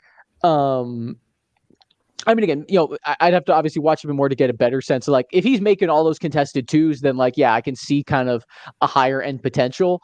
But, I think it looked like someone who I'm like, that guy looks like he could step in and probably play 10 minutes as a rookie on like a contender and have a good role. And that means on a bad team, he could probably play 20, 25 minutes and like be the guy that fans get excited about his rookie year, but maybe doesn't necessarily end up living up to the hype that being a successful rookie comes with. And like, that's always that weird thing, especially when you're picking in that like 6 through 15 range, when you're really anywhere after like the top few picks in the draft, right? Is like, how much is that really good role player worth? And how much is that guy who truly could be the worst player in the NBA or could be a star? Like, what is that give and take when you're picking in that range? And again, like we saw last year, right? Moses Moody falls all the way to 14. And like, if Kuminga hadn't fallen to the Warriors, I would have been honestly content if Moody goes at 7 to them. Like I was really high on Moody, but the Warriors are also in a unique circumstance where, if he was a good role player, that was great. Again, I think sometimes we underrate like college performers. I think sometimes we've been seeing it more and more. We're like, the dude can play, and he's probably going to get better, even if we're saying he lacks the athleticism. That said, with Griffin, I did look a quick look again, sort of a similar thing where the production in college is on the lower end, right? He only averaged 10, 11 points per game. So again, he was efficient, he was good, and there's the injury to keep in mind, but he wasn't doing it at a high volume, which again makes me a bit cautious to go too high on upside. But again, both of them I like, and I think Griffin, if I have to bet on who's going to be a bigger contributor as a rookie, on a winning team, I might go with Griffin over Holmgren just because of, the sort of, again, I could very easily look like an idiot 6 months, a few months into that rookie season. But again, there is a level with Holmgren is every time you're looking at a prospect that is unlike anything you've ever seen. It could be LeBron James, but it could be Anthony Randolph. And I don't think any of y'all heard of Anthony Randolph, but he was the 7th overall pick by the Warriors, who looked like nothing anyone had ever seen. You know what I mean? Like that's kind of how this goes, Yeah, definitely. Donald, what are your thoughts on each prospect? So I definitely see elements of Porzingis, but the biggest problem with Porzingis was, first of all, his body shape is not conducive to a long, healthy NBA career. So I'm a little worried that Holmgren's, very swindly, and he's 190 soaking wet. So how is he going to take being, fighting it out against giant bigs? They'll rough him up a little bit. How is he going to handle that? That's something to look out for. Porzingis was soft.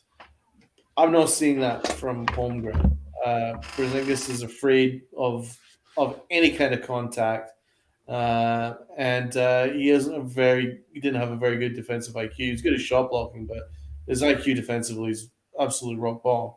I think Holmgren's got a better ceiling in that regard. I think he's tougher, so I think that's a good thing. He'll need to bulk up significantly just to be assured that he's going to survive in the paint. But if you look at his raw skill set, he blocks shots, he can hit transition threes. He's very much a modern big. He can play in transition, and he can shoot a high percentage. I think you're going to look at someone who's going to make an impact right away. I think Holmgren's most of his film right there was pretty sick. I'm quite excited to see, but you never really know. You can't really know how it's going to translate at NBA level, but he has all the skill sets of what a modern big needs to be. He's got all of that. So I'm kind of excited about that. I think he's going to be awesome. I'm just wondering where he could go. I think obviously Orlando maybe, or the Rockets. I think the Rockets would maybe be a good spot for him. So we'll see where he goes. I think he's probably the best player in the draft, name wise. So I like him. AJ Griffin, I don't quite know what to make of him because his shot is so smooth, but I am worried about that base and slow release because when he gets to the NBA level, he won't survive like that. The better defenders are going to be all over that.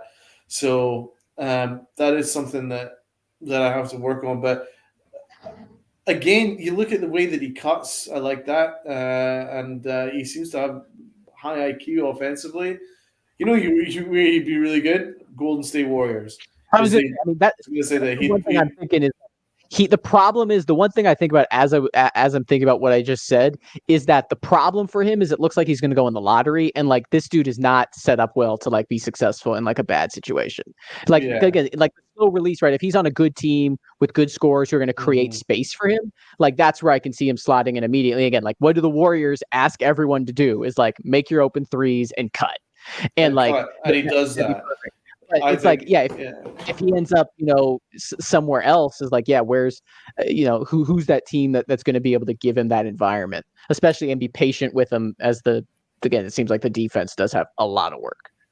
I mean, another possibility, where would you think about maybe the Spurs, San Antonio Spurs, because they're so well coached that, I think maybe DeJounte Murray might open up some space for him. And to get some open shots, I think that's a possibility as well. So he does need to go in a system where it's well coached, and he's going to need some space, as well pointed out there. But I think he's an interesting prospect. I think he could be really, really good. I love his the fact is he shooting 447 from 3-point range? 44.7, yeah. That's wild. So through a knee sprain for a good chunk of that too. Yeah, at 18. so with better mechanics, then he could be really good 3-point shooter. And if you can shoot threes at that kind of level, you're always going to have a place in the NBA because NBA is all about 3-point shooting. So I'm high on both of them. I think Holmgren's going to be legit though. A little worried about the only thing I will say about Holmgren is he loves himself. He loves himself some Holmgren. I saw a couple of quotes where he thinks he's the daddy, like he thinks he's freaking awesome. So I'm a little. That's gonna rub some guys the wrong way when you get in the league. There's no one who's a top 3 pick who doesn't, though, right? Like I know, but he legitimately says, "Oh, I'm gonna be the best player in the league." When I get that stuff, it's like, listen, it's all I like the confidence, but you're gonna get once you get to the bigs. Your confidence is going to take a little bit of a hit. It's true. The difference between the player that looks like an idiot and a genius is just how good they are, right? Like it's not what they say, it's how good they are, So again, to a couple comments, big man has to be able to see the court and make the pass. Neymar says, I think Jason Tatum is better than Steph Curry. No. What? I did deal with enough of that before the series started. I absolutely disagree. She's MYG22 says Chet will not get away with a lot of those inside boards in the NBA. I agree with that. He needs to be tougher in the paint. I think he's talking about Chet. Maybe what's his name, Griffin. Outside range is on point though. I'd say that for both players. Kyrie Irving to the Knicks, I would be very happy. And then if they could get Tyler Hero. Hell no, I don't That'd be fun for everyone but Knicks fans. Hell no. He'd be very undependable. No, thank Absolutely you. not. He'll go AWOL. He'll never, ever accept being coached by Tom Thibodeau. He'll go AWOL. Oh, God, that would be rough. That would be we can't handle Julius Randle, I mean, when Steve Nash was hired, Kyrie was like, I'm the coach. I can coach myself. Imagine that. I would be like... He's also okay. He's also given himself a promotion because he said this offseason he wants to be the GM. He's the GM of the Nets now. Moving away from Kyrie and to the Knicks, because people who follow this day in and day out. Right. What's the Knicks' plan? What is the vision? That is a definitely good question. Listen, we signed all these guys in the offseason. Good. Alec Burks, 748. We signed Julius Randle to a max extension. Nerlens Noel, that's a terrible, terrible contract that shouldn't have been there. If you're anything, you should have signed him to a 1-year deal. That's not the point. To me, it has to be building around the youth. Building around RJ.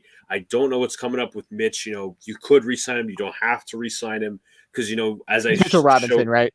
Mitchell Robinson, yes. Yeah. You could get Jalen Duren in the draft. Maybe a guy like Mark Williams. I haven't done my work on Mark Williams quite yet. Walker Kessler, maybe, but I'm not too high on him. I think I like his defense, but his offensive game isn't too much. Again, to me, it has to be building around these guys, the young guys, RJ, IQ, OB. Hopefully, OB is the future power forward. Hopefully, they get rid of Julius Randle. I'm not betting on it. But also, this offseason goal, Mark, has to be getting rid of some of these contracts because you have to, own up and say, I screwed up. Let's build around the young core with some of veteran pieces that we can maybe get for cheap or whatever. There's no reason you should be having Alec Burks out there. Plus, Mark, we had to go through a disaster last year where Alec Burks was legitimately the starting point guard for how many games. He is not a starting point guard, and we couldn't have said it enough, but Tom Thibodeau just kept forcing him out there until he said, you know what, finally I'm going to give Emmanuel Quickley minutes. And well, he gave minutes to Quickley all year. Quickley sucked for the first part of it. And through the second half of the year, he finally just showed us that he has point guard abilities.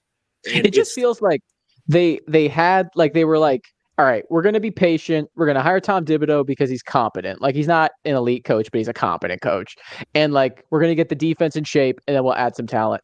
And I feel like what happened was last season when they obviously had the playoff run, they kind of drank a bit too much Kool-Aid and got ahead of themselves and oh, we already have it. And then they overinvested in that team, right? They re-signed Randall for the big money. They sign all these guys rather than being this is great, but we still want to stick with the plan and be a bit patient. Is that kind of what happened? And kind of now they are in the definitely position overrated. They definitely overrated what they had last year. I mean, there was definitely a ceiling to that team last year, but for some reason, the front office thought that they could just run it back and they perform at the same level.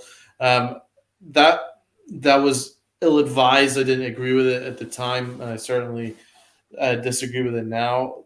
They're a little bit what their plan is. They're a little bit half in, half out. They're a little half pregnant in some ways because they got Tom Thibodeau, who's very much a veteran guy who prefers veterans, right? And not going to play the young guys. But he does actually play the young. He's actually very good. He does have a very good development staff, and he is actually very good at developing talent. You saw with Jimmy Butler. Jimmy Butler swears by Tom Thibodeau. So, he is actually a very, very good coach, Tom Thibodeau. He just needs to be in a situation. Yes, but he also needs to be in a situation where it's a veteran-oriented team. He doesn't really trust young guys that much, so they're a little bit half in, half out with that. Then also you got Leon Rose, who seems to be really patient, but then you got Worldwide Wes, who's all about getting the stars. You can see Worldwide Wes wants to make all the big moves. You can see he's at the games like Dallas games, and he's definitely making the overtures for Donovan Mitchell. We got Leon Rose, who's very much keeps his cards close to his chest, never speaks to his media. We don't really know what his plan is. It looks like he's more patient. So it looks like there's a little bit of I don't know. I think part of the front office wants to make a move now, and I think part of the front office just wants to stick with the young kids. So the only one thing I will say though is, as much as the bad contracts are really bad, basically they're all really flexible because they're all basically in the last year of their contract because they've got 1 year options after this year, but it's all team options. So they're all very flexible. You can move them. Fournier's contract is less flexible, but if you put him in a scenario where he's a good 6-man, I think he'd be okay. But you can deal with that. Definitely need to get a point guard. But the biggest problem with them is their biggest decision last year was the Kemba Walker. That was a huge gamble. It was a gamble that didn't seem to make a lot of sense because they had Derrick Rose, who's got an injury history, who's at a similar age. You want a younger guy to pair with Derrick Rose. You don't want someone who's more injury prone and less reliable. As great as Kemba Walker is, that was his problem, man. And Boston saw it, and that's why Boston got rid of him ASAP. They didn't trust his knee holding up, and that was a problem this year. So that was a huge miscalculation from the Knicks. Had they actually gone in the offseason last year and got a legitimate point guard to pair with Derrick Rose, then this Knicks team easily makes the 10th seed because there's enough talent there and they're well enough coached, but they just made huge miscalculations and it cost them.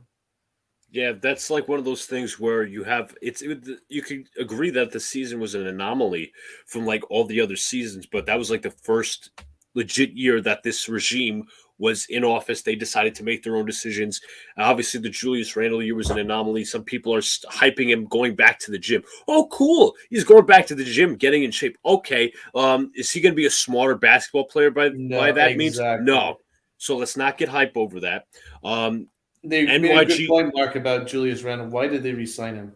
That was a huge mistake. I'm gonna be honest. I understand. Like, I think there's an overinvestment they made. I think Randall's a good. I think it's just it just from the outside looking in, it just seemed like an overinvestment in what they'd already done. And like, Randall's a good player. Like, he's a solid player. Like, he's a contributor. Yeah, that's fair. And then, and again, on that run, he was like the dude. But it just felt like they then went back into this year and were like, Randall's gonna be the dude again. It just, I don't know. It seemed kind of. I don't think Randall trusted himself to be the dude because he was quite happy to accept a contract which isn't actually that befits somebody where he was like an all NBA player. He was 4th in the MVP. True, but no one. I don't think anyone was going to give him that money, right? Like, it was kind of a situation where I don't think there was, like, there was that's right. I forgot they did get more flexibility on those deals. For some reason, I was thinking they were like 3 or 4 years, but no, they were all 3-year deals, but we've always been through the first team year. options. So yeah, team options. Yeah. Yeah, that again, everybody, people in my corner are like, well, this was an anomaly. It was an anomaly season for Julius Randle, and somebody's like going out there, oh, you don't know if he's going to be bad this year. You don't know if he's going to be good this year.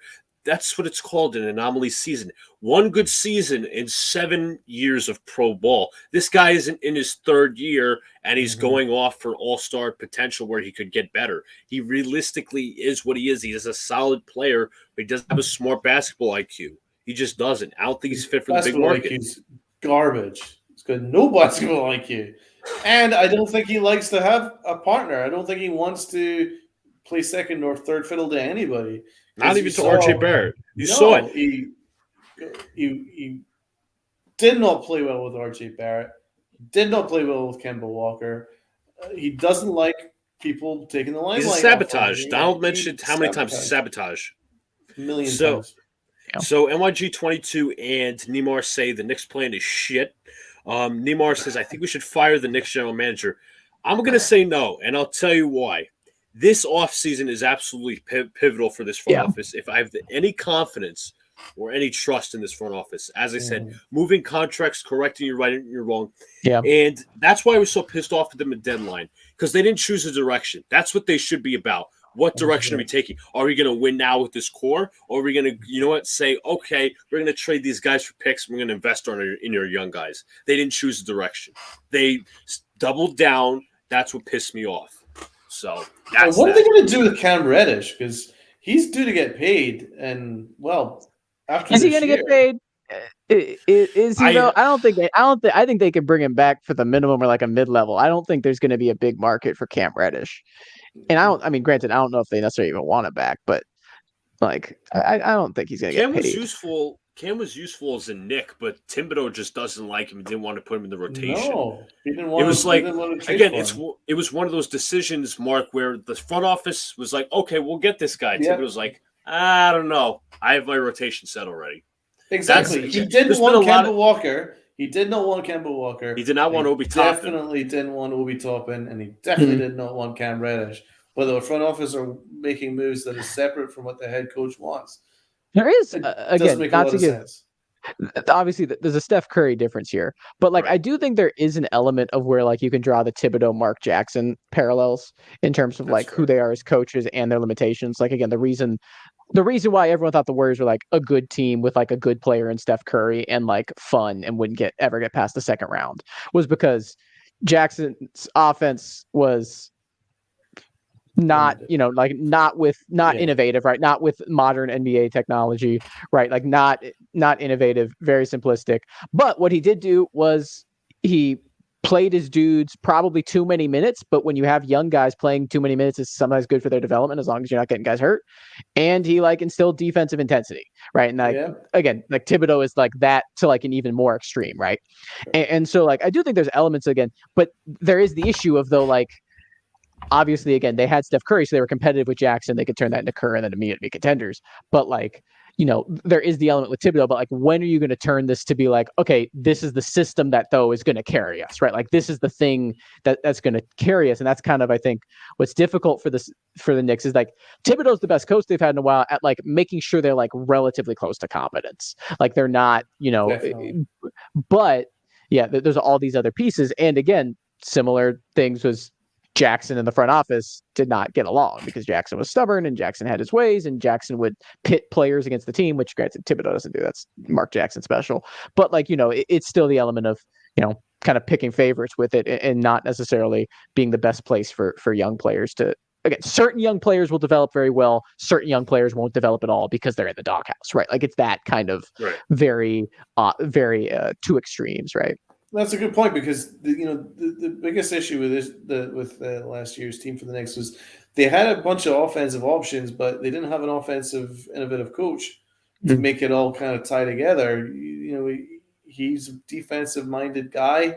We didn't bring him any defensive players in the offseason to really build around, and so we ended up over-relying on Alec Burks and things like that. So again, it's just the front office seemed to be working opposite of what Tom Thibodeau likes. So if you're going to do that, why don't you just get a new coach? Like a Kenny Atkinson or even a Quinn Snyder. But I think that I like Tom Thibodeau as a coach. I really do. It's just he's very limited offensively. And then you have guys like Quickly and Toppin and Fournier who have all got things that could work in a modern offense in the NBA. And he had real difficulties making use of them.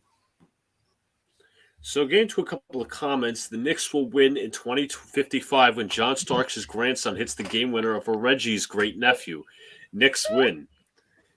Nemar says, like we told Dave Gettleman to retire, we should do it to the next general manager, Scott Perry, or Leon Rose if he's talking about either. Sorry, I'm trolling, says NYG22. Knicks do suck, though. They need to reset for real. Fans ain't trying to hear that, though.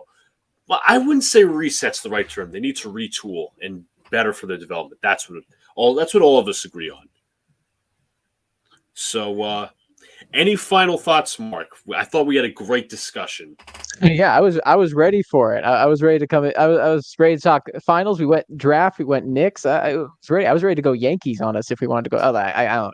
I'm a Giant. I know the Bay Area. I'm not East Coast too much. But great conversation. Hey, happy to come back and chat. And yeah, we'll see. I mean, again, I'm very curious to see like how the Knicks play out because like. Last year, I do think, and this is something Bomani Jones at ESPN has said a few times, so I'm just kind of ripping this from him. But what he said, and I think it's true, is like the Knicks have been so like out of it for so long that like a lot of the players like don't have a sense of like what the Garden feels like and like what that environment is. And last year gave a lot of dudes like a taste of it. And like last year, like there were NBA players who again are like, you know, most of our ages, right? Who like don't really have memories of like the Knicks as a competent franchise outside of like the Melo Stoudemire years. And like the last memory we have of like, you know, is like the Linsanity, right? Like, and so it creates this interesting circumstance where I think you do have some star players now who might be a bit more kind of New York inclined. And again, obviously they've hired Rose, they've hired West, two dudes who are very well connected. And so it's going to be interesting to see, again, getting back to like what I talked about earlier, which is where the Warriors were stuck before they, you know, got lucky and got Steph Curry, is like, what's the tier? Like everyone goes big name hunting, but what is that big name you can actually get? Right. Like, again, like, is it a Donovan Mitchell? Is it a Damian Lillard? Is it a Ben Simmons? Again, I'm not saying he's, you know, but you know, I mean, like, what tier of player is that? Is it Domantas Sabonis, like the Kings, right? Like, that's the Kings wanted their big name and they got Domantas Sabonis. Like, that's a fine player, but you know what I mean? Like, and so I think it's going to be very interesting to see how it plays out because I don't know. I think, again, I can see how it'd be very frustrating on a day to day because you want to know, like the worst feeling, and it was this way for the Warriors last season as well, is like you want to know where your team's going to be in 5 years. Like it just, again, it feels good to know.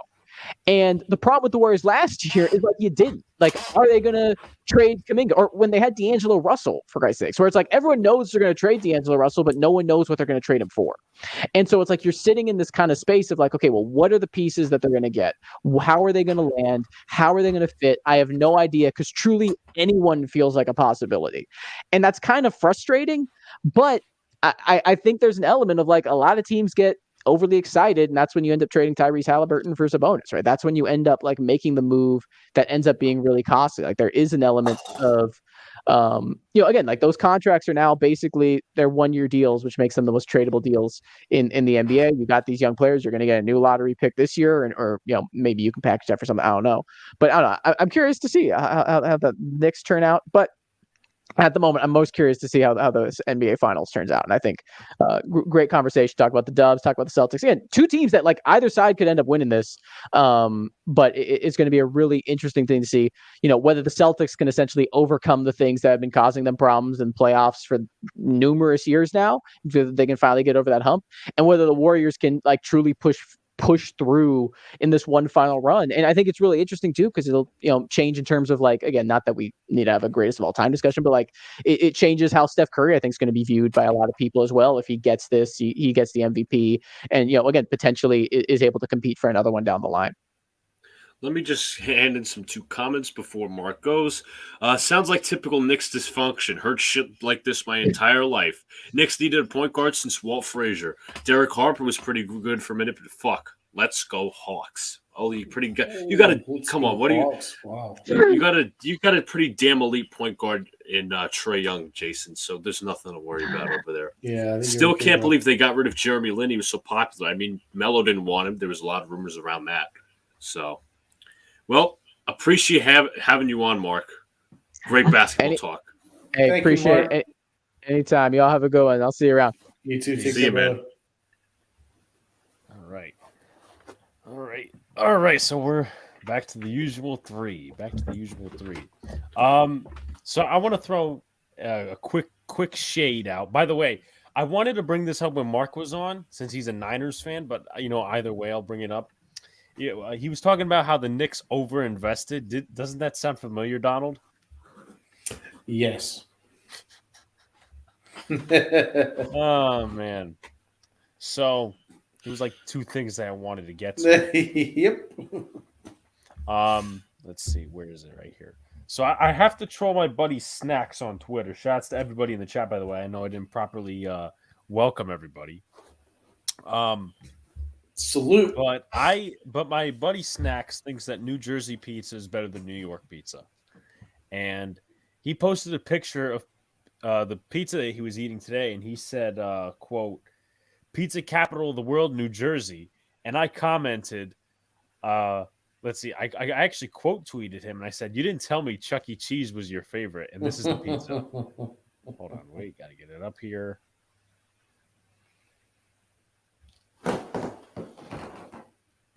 That doesn't look that good now, does it? Nope. Definitely not. Chuck E. Cheese pizza. The shape doesn't even look good. It's not a regular circle. I know. Before we jump into some other things, I got some stuff from Twitter. Now here's one, and I'll pass it around. You guys smack him, please. Yeah, he seeing Snacks drunk is a different animal. NYG22. But to pass it around, and chat can answer as well. QB questions: best starter, worst starter, underrated, overrated, favorite, and least favorite around the whole NFL. So, wow. Best starter for me. Okay, so let's do it slowly, just so I can get it right. Yeah, best starter. Best starter first. Right, and then what was the next one? Best starter, then it's worst starter. We'll start like best starter, and then we'll go around the table, and then worst starter will go around the table. Best starter, I'm gonna say Mahomes. I know Brady still has it, but he just has a lot of talent, so I'm still gonna say Mahomes. Mahomes, unquestionably. Okay, here's where it gets dicey, possibly. Worst starter, Daniel Jones. Wow. What? He's got to be realistic, Alex. I didn't think it'd be our quarterback. I'm not saying he's one of the better ones. All right, I'm gonna circle through these divisions and stuff. So, Nimmer says Justin Herbert. Josh NYG22 says Josh Allen. Jets Mess says Tua is the worst. I'm gonna go through each division. I'm gonna think out loud, guys. So I'm gonna start with the NFC West. You have Kyler. You have Jimmy G. This one might take the cake for me. Mm-hmm. Yeah, you know what? I'm gonna say with Sam Darnold. I'm not even joking. See, I'm trying to think here. I'm actually gonna go with Tua. I just think that Darnold at least has an arm. Tua has zero arm. But Tua does have some great playmakers that can make him look better. So that's a tough call, man. Yeah, here's the thing too, though. Like at the beginning of the year, Darnold actually looked good. Yeah, because it was against shitty teams, though. Yeah, with Christian McCaffrey too. Yeah, if you have Christian McCaffrey by your side, you're automatically better. Wentz as well is a decent shout. Well, then again, too, who's the starter in Pittsburgh? Just to go with Trubisky for now. Woof. That would not. That's rough. I'm still gonna say I think I'm still gonna go with Darnold, but not by much for right now. I'm gonna stick with Tua. Go Tua. Luca? I'm going Darnold. Okay. Underrated quarterback. I'm actually going to go Derek Carr here. Okay.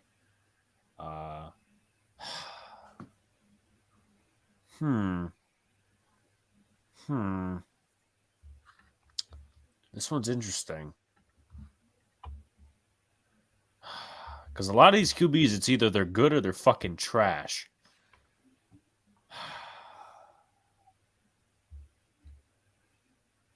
Oh, God, this one's tough. This is that's a really good question, man. Yeah. Underrated means underappreciated. NYG22 says Kirk Cousins. Davis Mills. How about that? Davis Mills.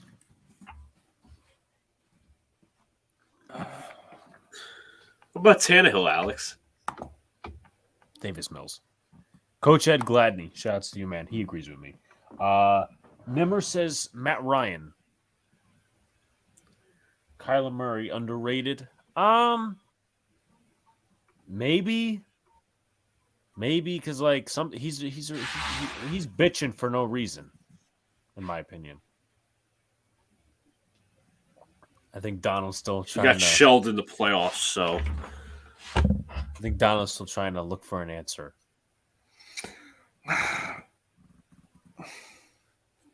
You just got. Here's how I would do it. I go by every division. I think of the quarterback. Do you know what I'm going to go with?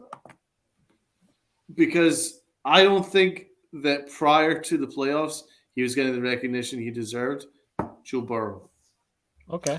Because he was legitimate for me, legitimately probably an MVP candidate. He wasn't getting much recognition until latter playoffs. Then people started to recognize him. Now, I don't think that will be a problem going into this year, but based off of last year, I think people slept on him because he was coming off that injury. For me, Joe Burrow is the most underrated quarterback in the NFL. NYG says Cousins. Look at his numbers. I think his numbers are actually pretty good, but the fact that he's just Kirk Cousins, I guess that, I like Davis Mills better though. Okay, overrated.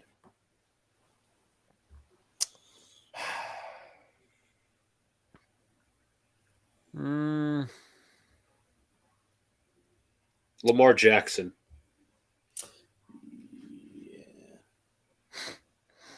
Yeah, fight some people on that one.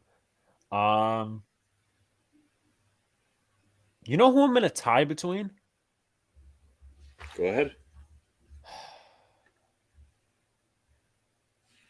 I just forgot who I was going to go with. Oh. Dak Prescott and Kyler Murray. That's who I'm fighting in between. Dak Prescott. I've got three. Daniel Jones, because Giant fans completely overrate him. He's not very good. Dak Prescott is completely overrated. Massively overrated. I'm gonna go Kyler Murray for the fact I'm gonna go with Tannehill. I think he's really? overrated as well. Okay. Favorite. I should automatically say Zach Wilson, but that's homer bias. Yeah. For me, I'll say Burrow, honestly. I like Justin Herbert. I love both those guys that you mentioned. I love Herbert and Burrow. But Patrick Mahomes is my boy. So I'll probably be Patrick.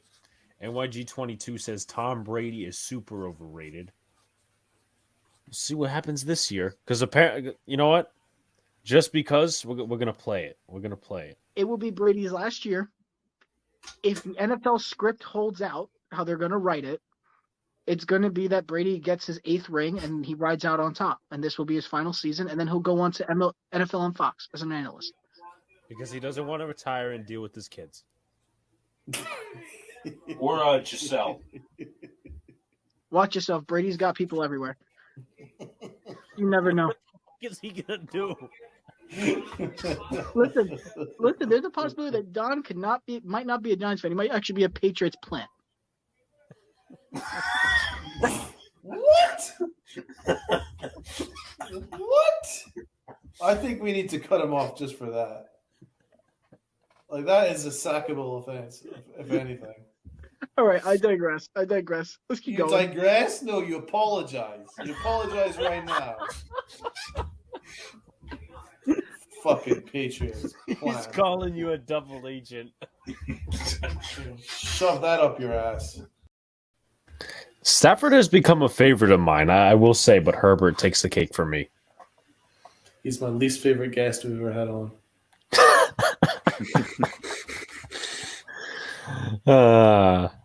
Apparently Donald's a Patriots plant. Right, let's give it 2 seconds. Is that a Patriots hat? No, don't fucking think so. Well, I mean, if you were a Patriots plant, you wouldn't even wear Patriot stuff. Right, but I don't think I've ever given the Patriots a compliment in my life, and I don't think I'll ever plan to. Okay. Cheating scumbags. No, well, thank you. Least favorite. The Patriots, fuck them. Fuck all of them. Fuck Boston. There we go. Sorry. Good. High horse there. Okay. Settle down, Donald. This clip just pissed me off. Least favorite quarterback? Yeah, least favorite quarterback. Fuck, man. I really should say Daniel Jones. Yeah, me too. I fucking hate I'm going to say Mac Jones. Fuck it. I hate Mac Jones too.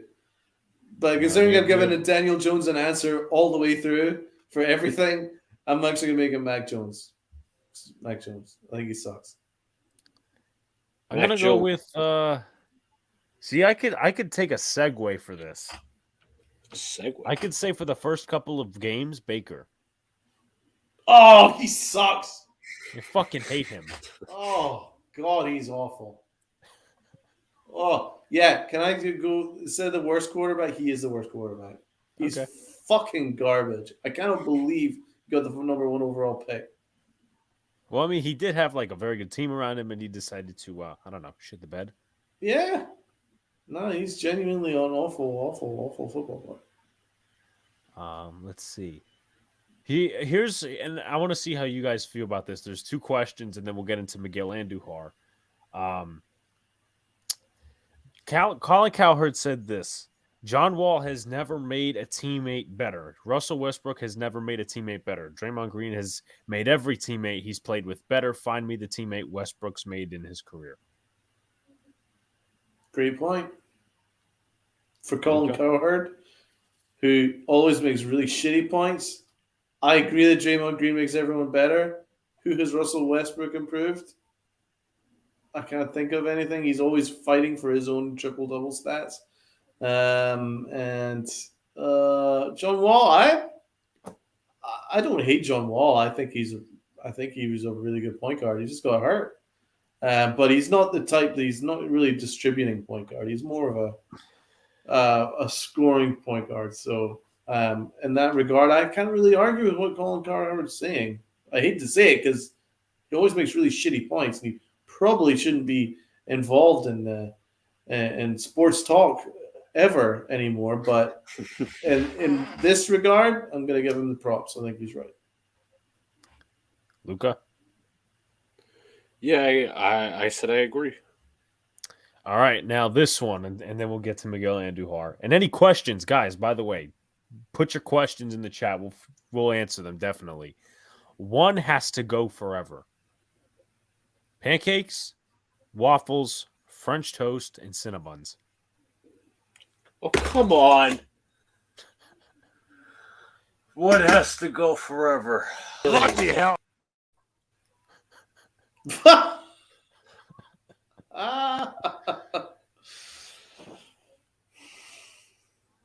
I'm sorry.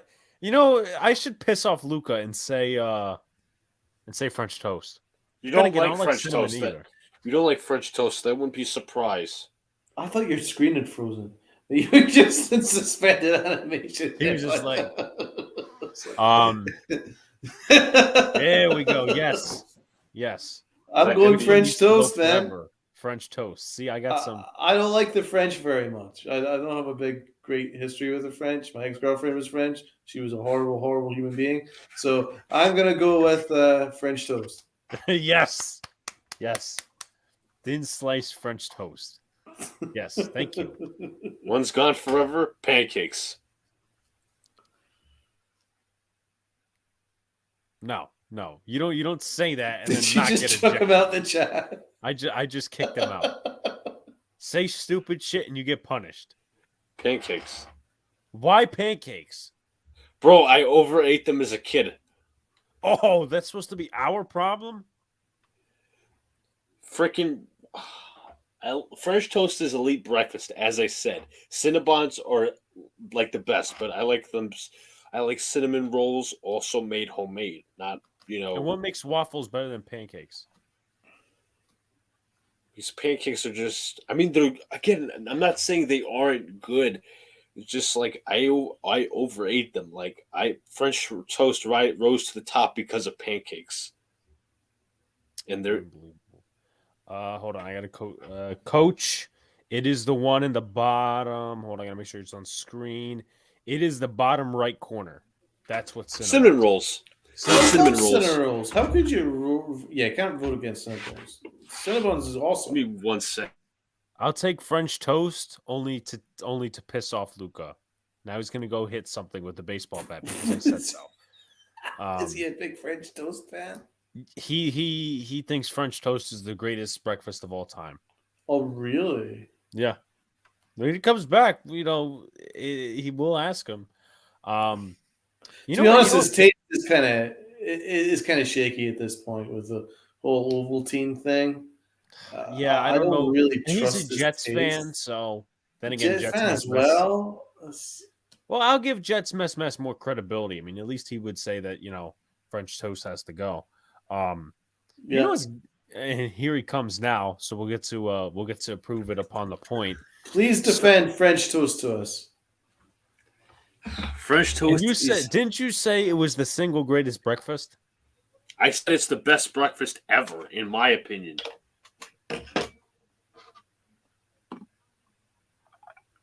Well, you got to back it up, brother. It just has the taste, has this proper sweetness.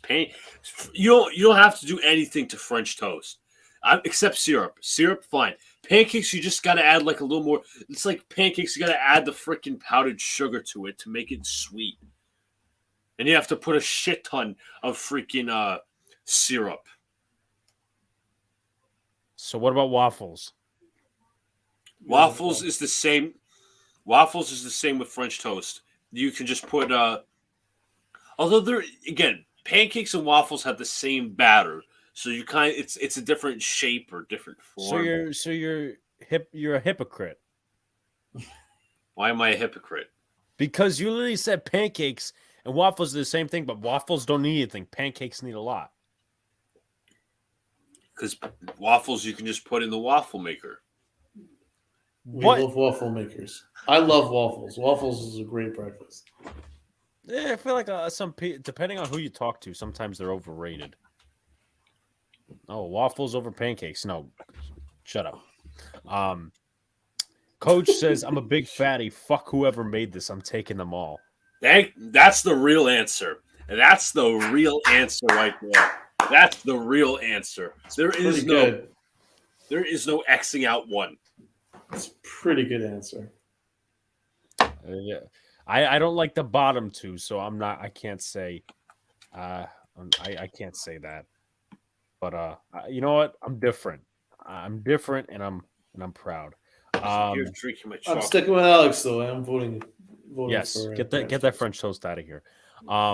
Shouts to Sox Arizona. He's actually seeing the Red Sox in Anaheim tonight. So I'm very sorry to hear that. I hope the night doesn't go as badly as it sounds.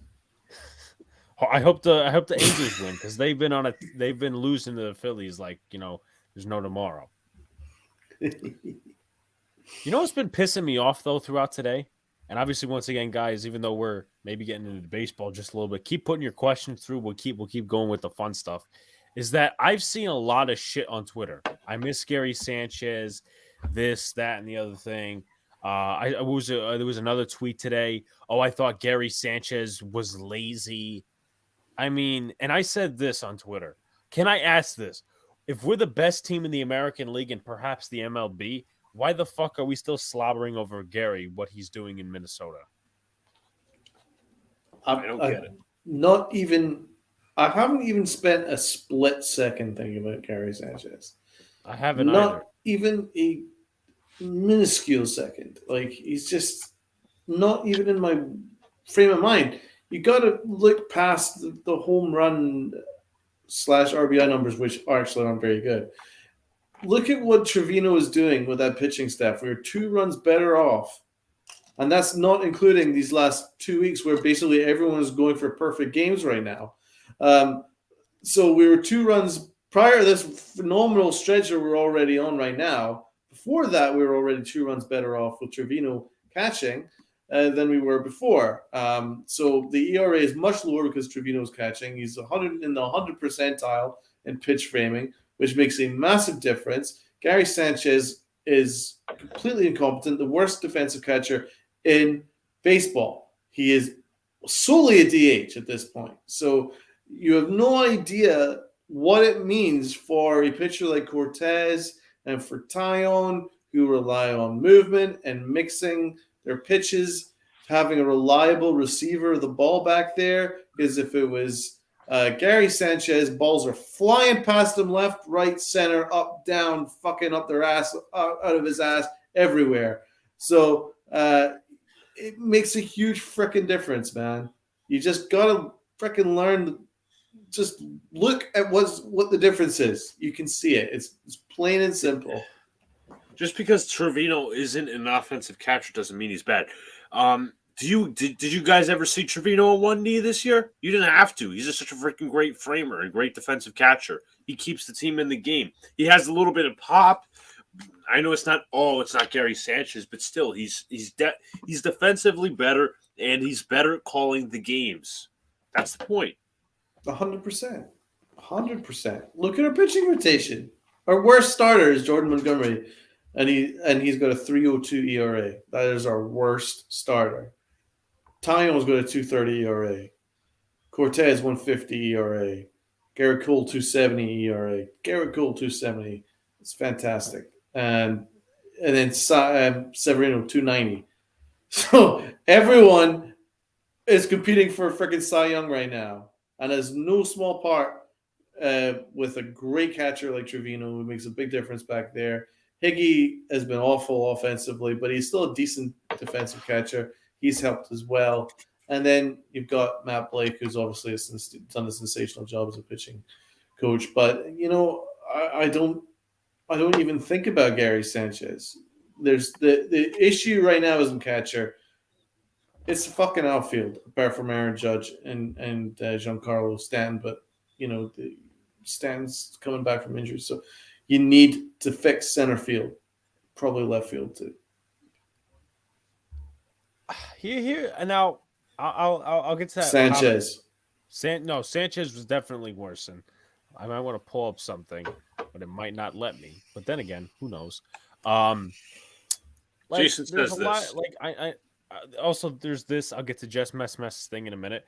But I want to trade for Wilson Contreras to replace Higgy and make Trevino the best backup catcher in the league. Here's my thing with that, though. Like, we've already talked about we've talked about like the impact Trevino has had.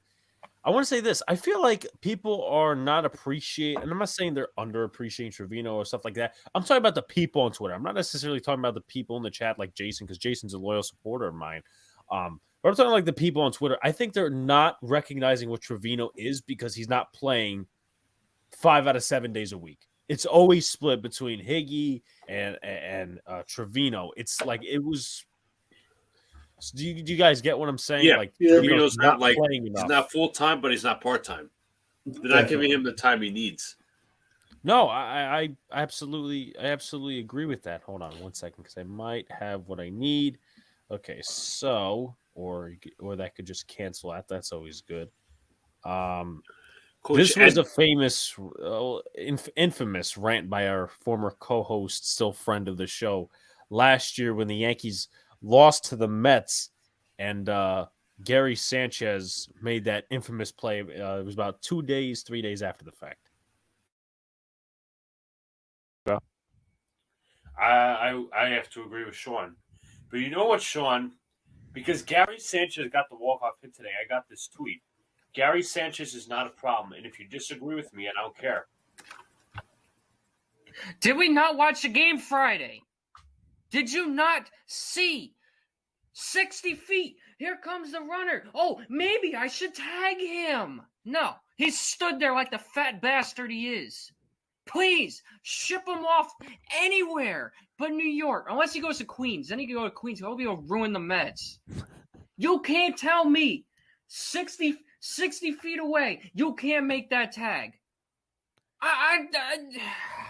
There's so many principles that were wrong with that play. Literally. He literally stood there. Oh, no. Oh, I got him. It's okay. Why is replay telling me otherwise? I clearly tried my best. Can you forgive me, Yankee fans? I'll hit more homers for you, I swear. He doesn't need forgiveness. Half of this fan base loves him to death and gives him the most patience as possible. Well, yeah, he hit a home run today, so of course. No, he had the walk-off hit, but okay. Felt like that was needed. Well, I completely agree with him because that was, for me, legitimately the worst play I've ever seen from a catcher. It was fucking disgraceful. It really was, man. He had 60 feet and he was just like, no, I'm not going to tag him. I mean, honestly, it was ridiculous. He honestly could have gone to Starbucks, come back, and still tagged them. But instead, he just stood there like a fucking prick and did nothing. So I'm glad he's gone. But yeah, obviously finishing off that point, and someone replied to me in that tweet I made, and someone said, "Yeah, it's just a day off. Everybody's bored." Thank you, NYG. Always appreciate it. He's still in the chat. He's laughing his ass off. Who is a worse defensive catcher, Sanchez or Posada? It'd have to be Sanchez, 100%. all the way. Like I didn't. By the time I started watching baseball, Posada was DHing, so I couldn't really absorb Posada being a catcher in real time. I know advanced metrics, and I don't think this is what Jets Mess is obviously predicating off of, because he probably saw Posada and what he was as a catcher. Then again, at the same time, I don't know. Is that like everybody wants to assume that like Derek Jeter's the worst defensive shortstop of all time based on modern day statistics, like defensive run saved and this. That's why I can't take about certain, everybody using analytics. And then that, like, Donald, did you feel that Posada was a horrible catcher behind the plate? Not in the slightest. He called a very, very good game. Roger Clemens trusted him. El Duque trusted him. Pettit trusted him. The whole pitching staff trusted him. No pitchers trusted Gary Sanchez. Garrett Cole could not throw to him. Could not do it. Wanted to hit Higashioka only. It tells its own story. So we need to move off. Not once did I ever watch through the dynasty years me going, I really wish we could get a better defensive catcher. It didn't really cross my mind because he was an average catcher and a sensational offensive catcher. And when you put it all together, he's fine. So, I mean, was he a great defensive catcher? No, but neither was Mike Piazza. I mean, he still made do with it because what he did offensively, and it was better than what Gary Sanchez did, in my opinion. And it's just, in terms of the big difference, is the fact that people trusted Posada to make the plays when needed, and that's where you got your great point there, Alex. Is when you start obsessing over these minute, advanced analytics, you miss the fact that when you watch Derek Jeter, he never missed a play that he needed to make. He made every single one.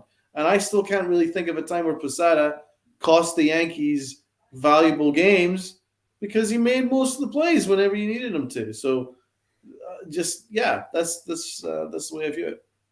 Interesting. I would say rebuttal by Jets Mess. He says he said Colorado just tied up at 4-4. I think he's talking about the hockey game. A lot of pitchers wouldn't throw to Posada. They threw to John Flaherty. And then Jason, who's on Donald's side of this one, says, not even worth answering, which is why I didn't answer. Posada is different levels above Sanchez in every way. 100%. Ed Gladney says, I'm a below-average baseball fan, but it sounds like Sanchez is a catcher's equivalent to Evan Ingram. I remember the days when there was a comparison between him and Eric Flowers. Like there was I remember seeing a meme like, oh, both of these guys cannot block. I'm like, Jesus Christ. That was a different day. There was a question I wanted to get to. Nimmer says, guys, do you think we should cut Darius Slayton or keep him? In my opinion, we should cut him. Yeah, me too. Here's where I stand on that. It's like the $2.5 million that we saved. Where's that going? Where's that going? Where's that going to? Yeah, maybe sign another veteran or a corner or do whatever, but like, we're at $6.6 million right now. Advancing it, how many higher? It's just I don't think there's a point.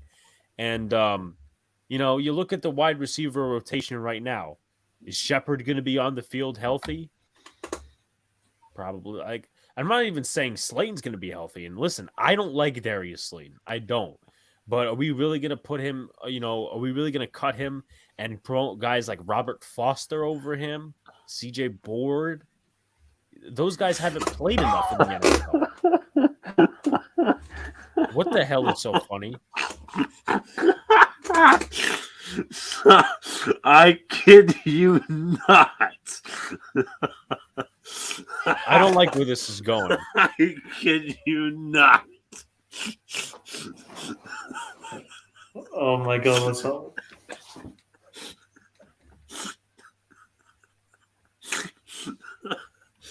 Share my screen. I don't like where this is going. Don't look, Alex. Don't share it yet. Do not share it yet. I'm not sharing it. Hold on. Share it now. What is this person playing the national anthem with? A fucking chainsaw. That is a saw. What the fuck?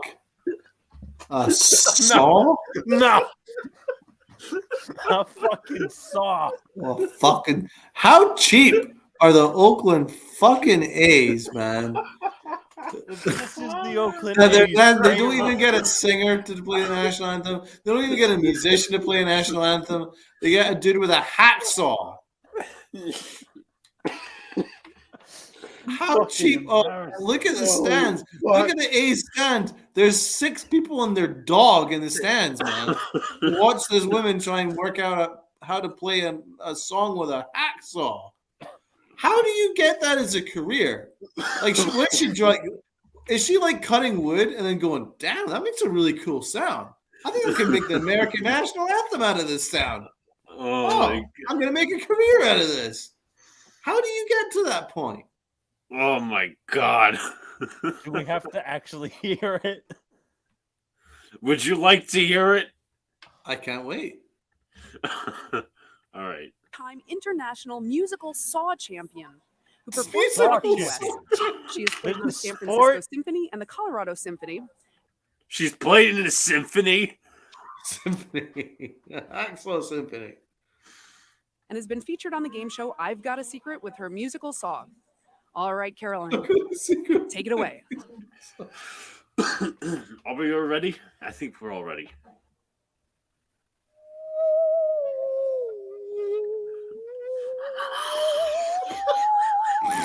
Fuck off. What the fuck? It's a fucking sci-fi movie. It does. It sounds like a UFO's landing. Oh, I'm having a fucking heart attack. Honestly, UFO's landing in Oakland, people. What the fuck is this?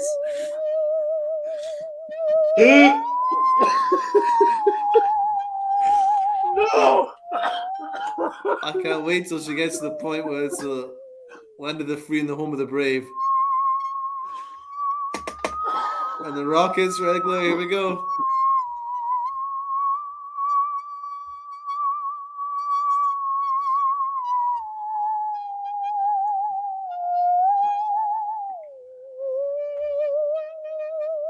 Bring it home, baby. We're not having a moment of silence, by the way, for any of you tuning in. We just can't believe that this is actually something that happened.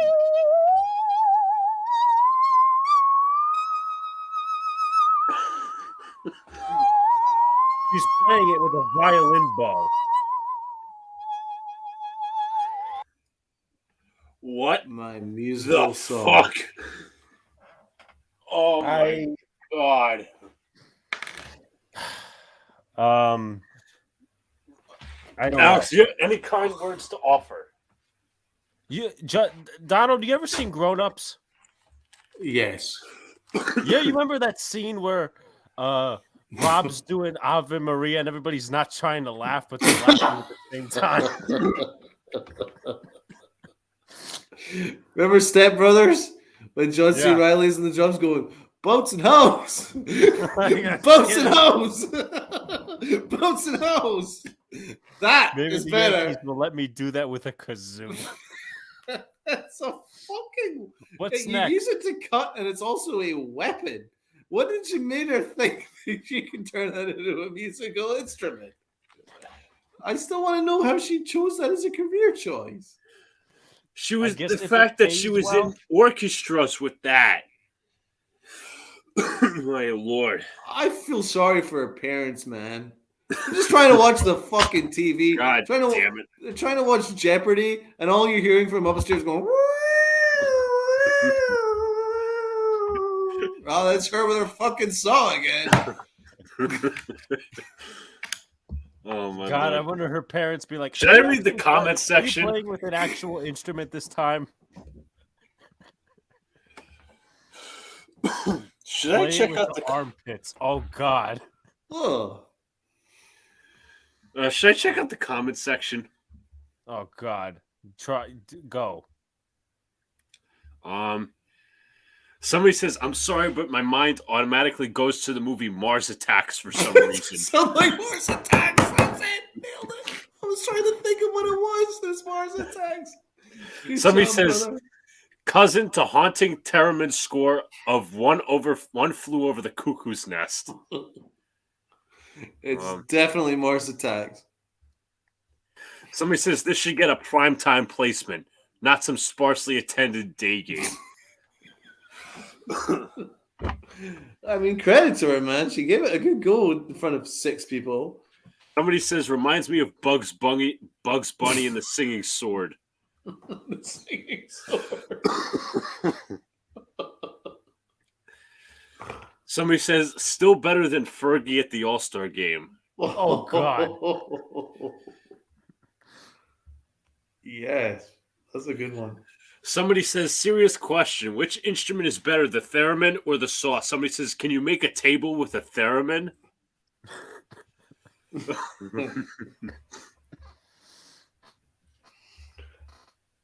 I think we should play the Mars Attacks theme tune because I think it'll be guaranteed. Oh my God.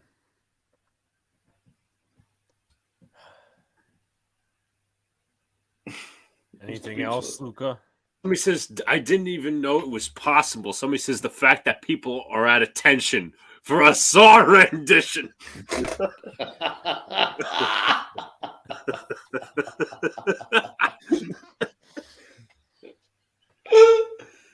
You're right. We didn't stand up and hold our heart. I feel terrible. Here we go. Let's do that.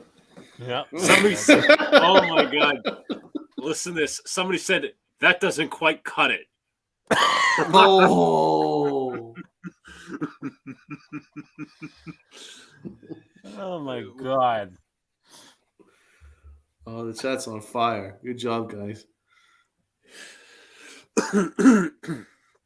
Somebody says playing it with an assault rifle would be more American. No.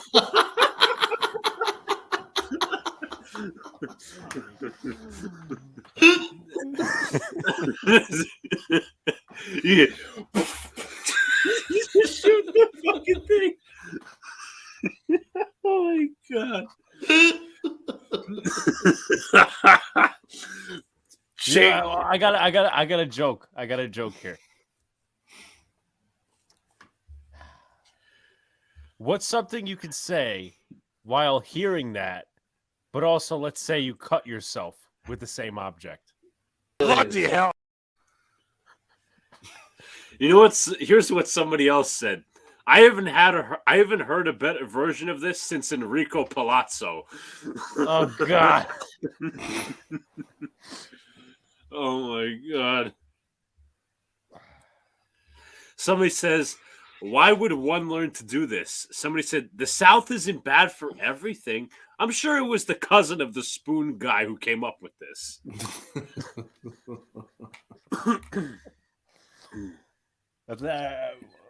I think this whole shit has gone overboard.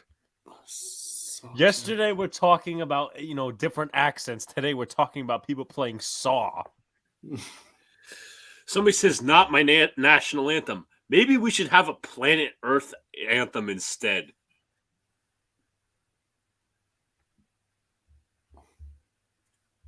No. Somebody says sometimes you gotta shred on something other than an axe. Somebody says, I've officially seen everything. Well, we're not far from that, unfortunately. Somebody says, an old man in the small church I grew up in used to play in the garden on an old rusty saw. I'm limiting you to one more comment, and then we'll get into something else. Yeah. Let me see. Because it seems it's getting drier as the wood the saw is cutting on. Making saw jokes. The Sawshank Redemption. Oh no, this makes it for the comment. I can hear Jeff Foxworthy say it right now. If you play the Star Spangled Banner with the saw, you might be a redneck. Oh my god.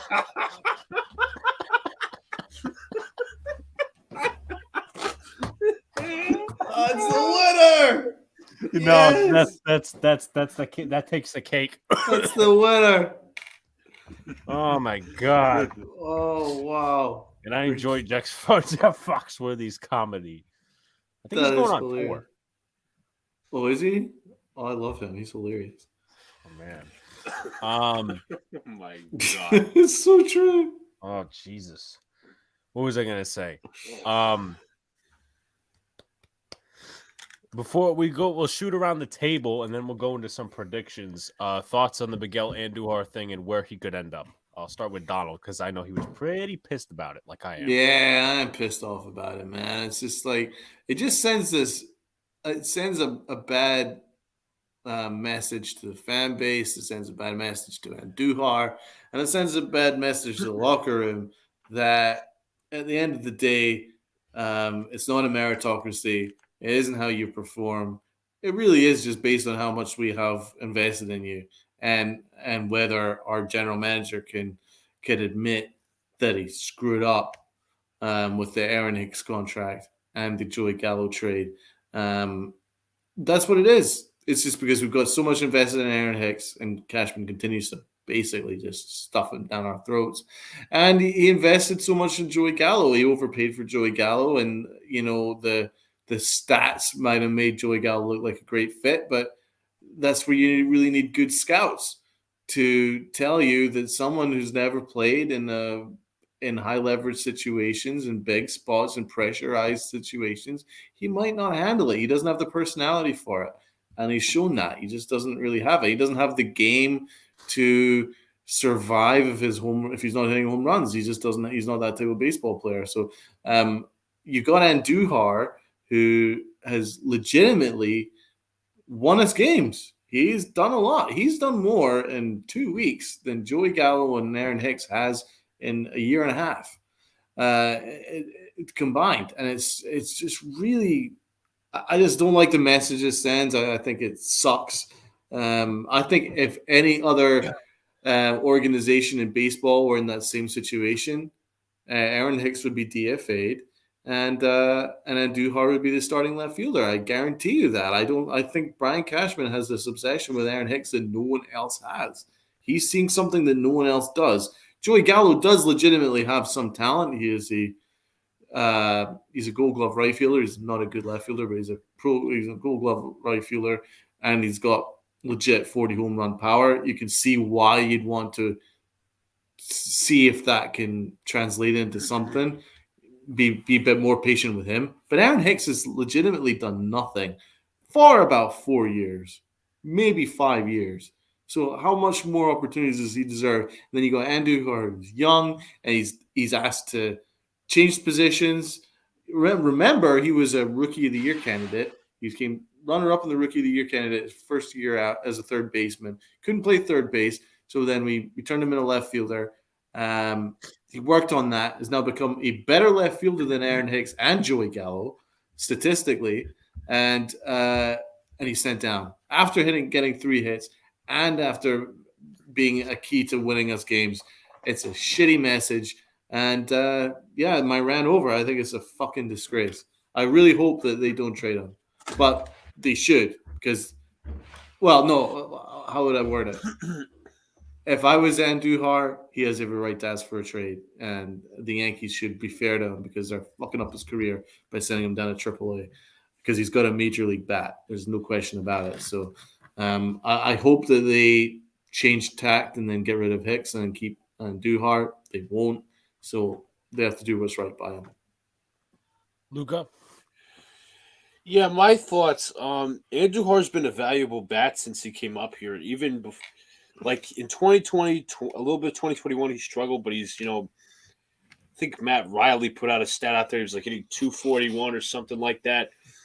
Anything that Andujar is valuable for right now is what Joey Gallo and Aaron Hicks don't value. I absolutely hate that. It was, what's the worst part about this, guys? It was so predictable. Mm-hmm. You knew they were going to send down Andujar. You don't want to predict that, though. The Angels DFAing Justin Upton in that horrible contract. The Mets DFAing a very washed Robinson Cano. You see all these teams making these moves, biting the bullet, but making their team better. And the Yankees they're just not doing that. I mean, when are we getting excuse me, what's that? When are we getting rid of Gallo? When are we getting rid of Hicks? Are we just going to sit there and let them rot their trade value? And we're going to have to keep them, and then we're going to have to keep them eventually because their trade value is shit. Again, as Donald said, it's not a meritocracy. It's how much we've invested in you. Okay, we invested, a 7-year, $70 million contract. Okay, we're going to keep you even though you're shit. Joey Gallo, we traded this prospect. That are all in the major leagues now. They're all in the major leagues. All in the major leagues. Durant just hit his first major league home run the other day. We invested prospects in you that I really didn't want to give up. But we're going to keep you, and you're still shit. Funny, the Rangers are paying off that contract. They're not paying this year, though. They're not paying this year. Why not? So, I don't know. It's just stupid. It's an old Cashman thing that needs to stop. And just before Alex brings his point, can I just say, you also have to look at it another way, which I've not really seen on Twitter. If they trade Joey Gallo today, they are not going to get a player that's as good as Andujar in return. Right. You're going to get a single A player. You maybe get a double A at best. You'll get what you get for Luke Voit. Right? Yeah, exactly. And Luke Voit, I actually prefer Luke Voit to Joey Gallo. I don't even like Luke Voit that much. And then you look at Aaron Hicks. What does Aaron Hicks get you? Nothing. Got zero value. Get a fucking glass of water for Aaron Hicks. So if you trade Aaron Hicks, you'll be lucky. He's a DFA candidate. So that's why you're in this predicament. If you trade Andujar, you've basically cut off your nose and spite your face because you will have to get rid of one of Hicks or Gallo by the deadline. And you will need to get a left fielder. You will need to get a center fielder. Now, you can bring in Benintendi. Okay. If you maybe package Andujar and Joey Gallo and a bunch of prospects to get Benintendi, okay, I can see that. But other than that, I wouldn't trade Andujar. Yeah. Let me just say before Alex says anything. Aaron Hicks is like one of those players in the NBA you trade because he has a bad contract, and then the team that trades for him eventually buys him out. No, 100%. Fucking Eric Bledsoe. Jets Mess says Hicks should retire from his injuries. The Yanks will get money back from insurance. I mean, if Hicks is not going to do that, you got to do the right thing. And they're not. And listen, look, we're in first place. We've had a winning streak that spans 6 games. I'm not going to complain about that.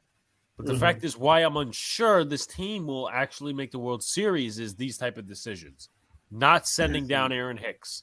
And nobody said Andujar is, this great player, but he's a better option than these two before you go to the deadline and have to give up prospects for outfielders, for Benintendi, for Ian Happ, for this guy, whoever you decide to pick up.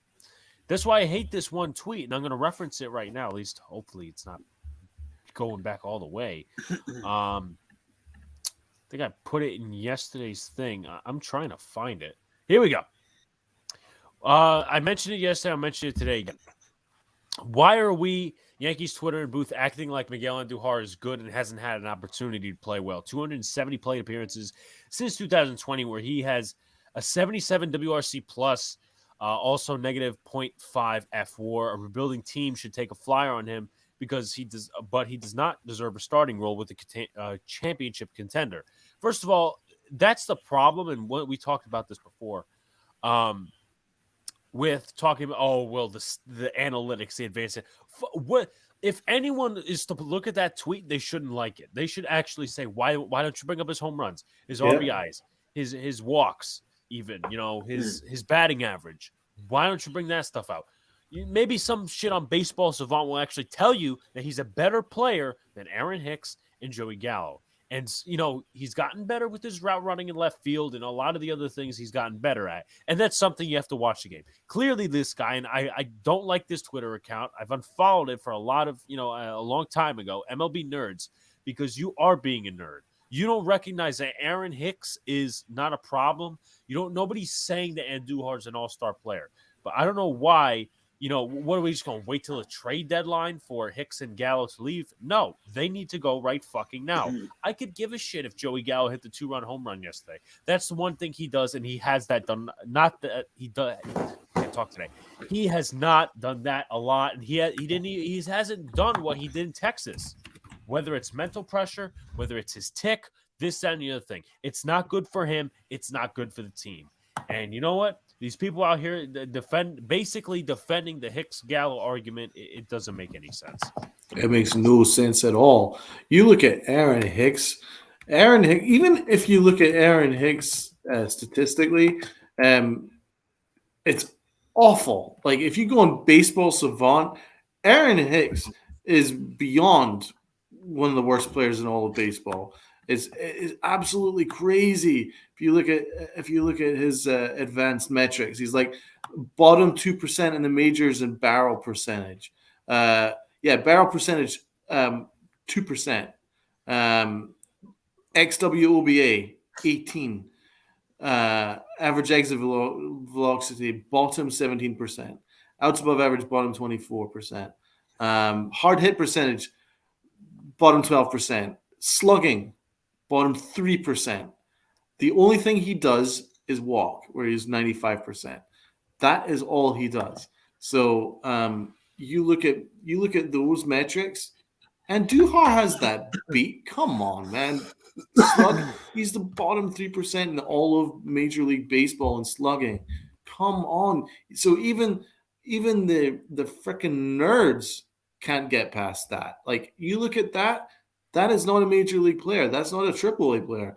That's a AA player that's playing Major League Baseball right now. If that, maybe even single A. Is that atrocious? Look at those numbers. The only thing he does is walk. Everything else he's garbage at. We could do better than that, man. Even us combined could do better than 2% barrel percentage. Come on, man. So how you could say Andujar doesn't have that beat? Andujar outperformed him. And that's why he's pissed off. He knows that. He knows that better than anyone. He's thinking, why am I being fucking sent down? I've outperformed Aaron Hicks. I've won games. What's Aaron Hicks done? Nothing. Yeah. And what I'll say is this. In that tweet, first of all, there's two ways you should go about it. If you're not going to sit here and say that Gallo and Hicks should go bye-bye, you should actually rip Ryan Cashman. Because if you're talking about, Andujar's not this, he shouldn't be the player on the Yankees, whatever, then you should say in your tweet, look, they should have traded him how many years ago when he had value? If you trade Andujar now, Legit. the value is not going to be top tier, but it's not going to be bottom tier. But it was higher how many years ago? And there's a lot of things that go into that. Gio Urshela, they traded him. Josh Donaldson now. You don't have, and with that being said, Donaldson, even though I've defended him a lot, obviously going to the Anderson situation, he's not had a good season. He really hasn't. Urshela as good as him. Yeah. So if we're going to sit here and, talk about players, with the players we love at opposite teams and whatever, Gio Urshela, from what I've read, has had a good season. And I'm not going to sit here and complain, Urshela, Donaldson, this, that, and the other thing. That's not something I do. Revisionist history is weird. But, we don't have a long-term option in left field or center field. But to take us to the trade deadline, that's a stopgap option. Left field, Andujar. Boom. There you go. Call up Esteban Florial. He's probably better than Gallo and Hicks combined. I would take Andujar over Florial, and he's another guy that really doesn't have much value at this point. But, we could also say that, okay, Josh Donaldson, he's not the long-term answer. And I know this team looks in the short term of winning championships and stuff like that. But with that being said, Donaldson can take you up to the point where you could have a third baseman waiting in the wings. Joey Gallo and Aaron Hicks can't because they're that disgraceful and they suck that much at baseball. True. Luca, any thoughts on that? It's just disgraceful how these nerds keep valuing Aaron. They will find any excuse in the books to justify Aaron Hicks and Joey Gallo. It's unreal. I know. Let me just say, sorry to interrupt. You don't even have to have Andujar as a starter on this team. You could have him as reserve, late inning replacement, pinch hitter. He's valuable there. You don't have to start him, but it's just disgraceful throwing him out because Aaron Hicks and Joey Gallo shouldn't even be starting or even bench players. They're that terrible on this team. Mm-hmm. Very much agree with you. All right, so we'll skip into the final segment of the show. Which is the schedule predictions, the stuff that we haven't done so far. And I have to be careful because what do you call it? When you guys were talking to Mark, I was actually fixing some of my predictions because sometimes playoff predictors doesn't save the predictions. So we're all up to speed. I did ask the chat, if you guys want to comment some teams. We'll see if we did them already. Nimmer says the 49ers. Also, we individually can pick teams as well. So you said Vikings too. Okay, so we'll do the Vikings. Donald, do you have a specific team in mind? So which ones are available? We have the Browns, we have the Jags, we have the Titans, we have the Colts, we have the Chargers, we have the Broncos, the Raiders, we have the Chargers. Let's do the Chargers. Okay. They're gonna be a fun team this year. Let's do them first, then we'll go to the 49ers, and then we'll go from there. All right. I think they split with the Raiders. Home split. Yeah, I agree with that. Okay, so that is a home split. I think obviously they'll win against Jacksonville. Yeah. 100%. Week 5 against the Browns. Win. I think they'll win. If it was Watson, different story. But there's no way in hell he's playing the first 5 games after what is coming about now. Yeah. Week 6, Broncos at Chargers. I think there's a split there. I definitely think the Chargers win. Yeah. Their home game. At home, yep. So we do agree on a home split. Yes. Yeah, I guess probably fair. Correct. So there's that. Seahawks at Chargers. I think this is Chargers. Chargers win. Chargers off a bye at Falcons. Chargers all the way. This one's interesting. Chargers at San Francisco. At San Francisco. I think this is a trap game. San Francisco's coming off of a bye, and Los Angeles is actually playing in Atlanta. So I honestly think the 49ers take this game. Yep, it's a trap game. I agree. Let's go with that. Commanders is another one we have yet to do, Tony. So we'll take that upon your request. Good shout. What was I going to say? The Chargers against the Cardinals. I think the Chargers will win this one. I feel like with that pass rush, Maybe last year they don't Definitely. win the game, but this year they do. So we'll Definitely. take them here. Tennessee in LA. LA. I think I'm going to take LA too. Luca? LA. All right. We got 2 more games. 16. Chargers travel to Indianapolis on Monday night. This is a trap game, but I'm going to take the Chargers. Going Chargers as well. I'm going to go Indy. Your objections are duly noted. Yes. And then week 17, Rams at Chargers. I'm actually taking the Rams here for an upset. Yeah, I'm taking Rams too. Okay, so the Chargers will finish with an 11-6 record. That's fair. Okay, so now we got the Vikings, then the Niners, then the Commanders. The Vikings, they are on my left somewhere. Okay, they're here. All right, new head coach and Kevin O'Connell. So it's going to be a very interesting set of circumstances. I don't remember if they did this last year, but for this year, do they split at home or away or at all with the Green Bay Packers? That's what they did. I'm going to go Packers both. Luca? I'm going to go split. You're making this hard. I'm going to say the Vikings win at least one. I'm going to take the... I'm going to say Packers lose week 1. Okay. So I'll throw a wrench into it. Then Monday night, traveling to Philadelphia, I'm going to take the Vikings. Excuse me, I'm taking the Eagles. I'm going to take the Eagles as well. Mm-hmm. It looks like Jets mess says that the Colorado Avalanche is in the Stanley Cup. It'll be Rangers or Lightning against the Avalanche. Should be fun. Okay. Tony, your objections are duly noted.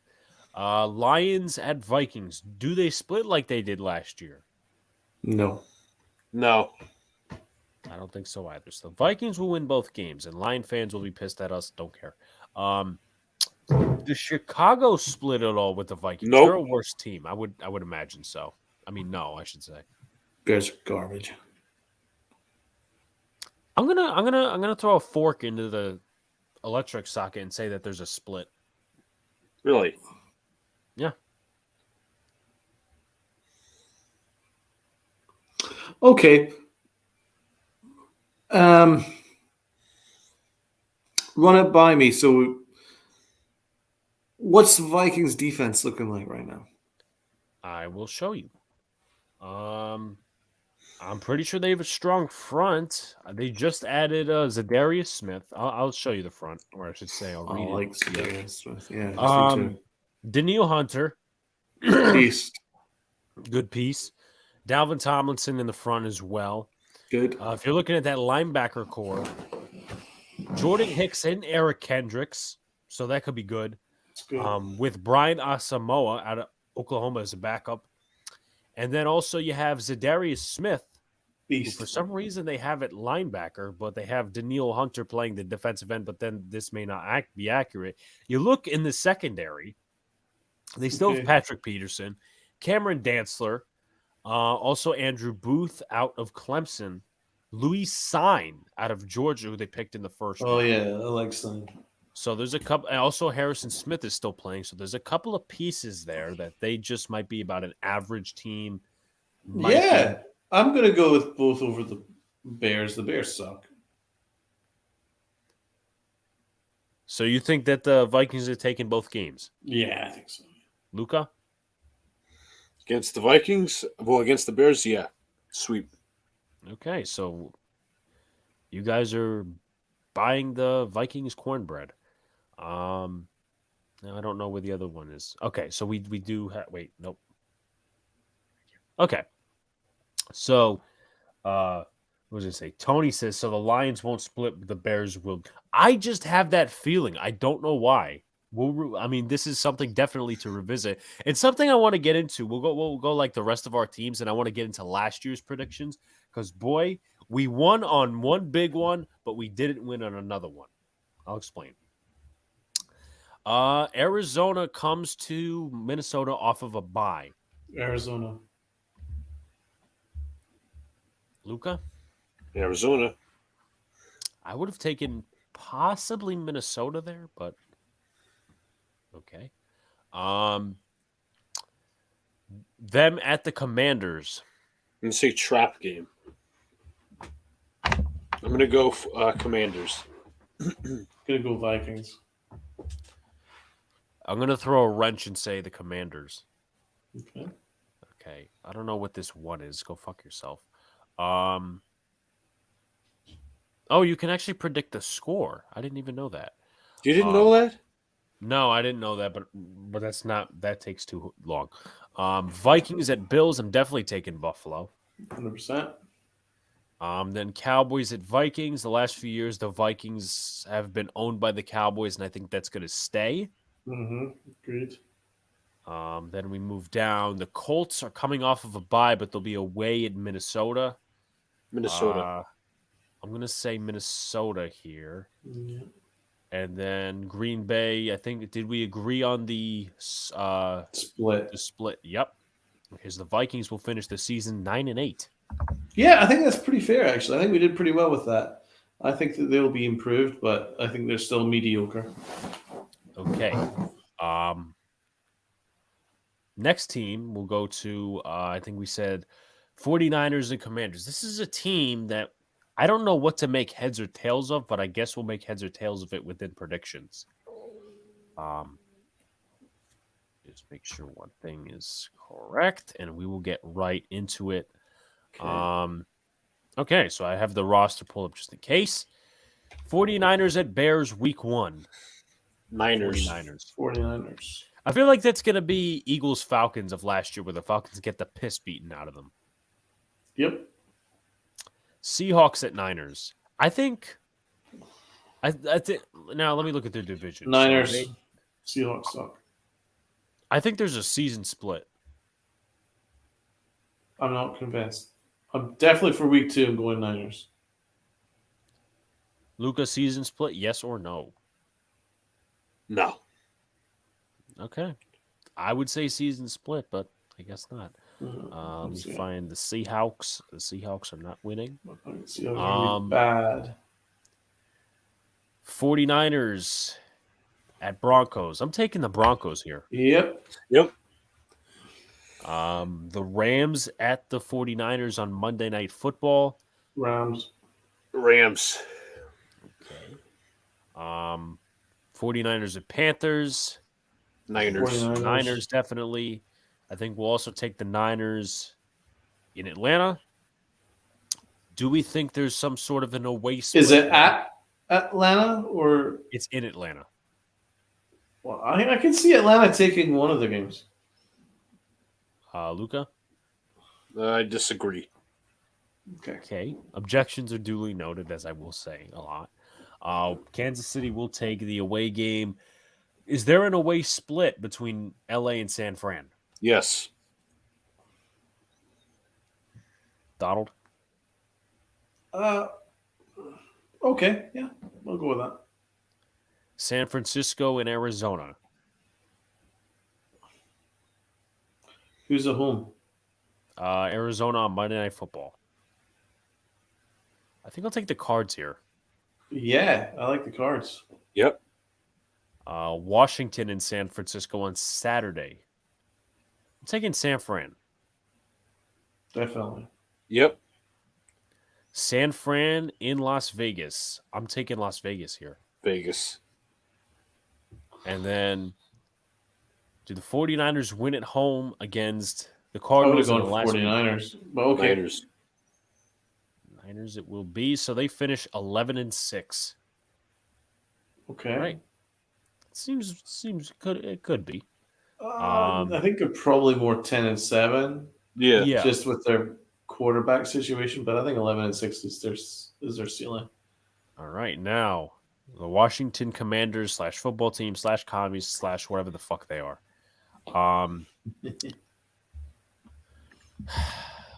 At home against Jacksonville week 1. I'm taking the Commanders. Taking Jacksonville. Luca? I'm taking the Commanders. Okay, so the objections are duly noted. Commanders at Trevor Detroit. Lawrence, though. There's nothing Trevor Lawrence against. They've got no quarterback. It's worth. I feel like that defense is going to be a little better bit better coach than last too. year. Plus, I feel like that defense is going to be a little bit better than last year, at least Washington-wise. Yeah, I was also thinking that the Jags are riding a little bit of a high after the way they closed the year. I have a feeling that they take week 1, but okay. Week 2. I'm not going to lie. I might be in for a potential upset here. I feel like the Lions might win. Lions. Okay, well, that evens it up because I would have gone Washington. the other way around. So, yeah, that's fine. Do we see some sort of a split between Washington and Philadelphia this year?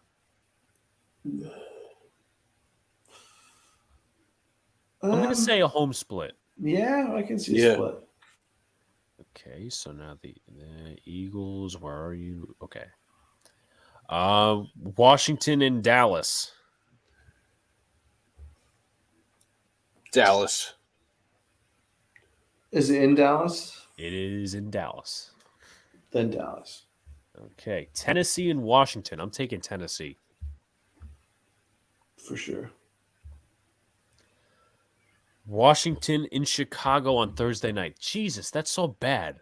Washington. Well, no one's watching that game. Washington. I don't think I'm going to watch it. Green Bay and Washington. I will pick Green Bay. Green Bay. Washington in the former home of Carson Wentz in Indianapolis. I'm taking Indy. Indy for sure. All right.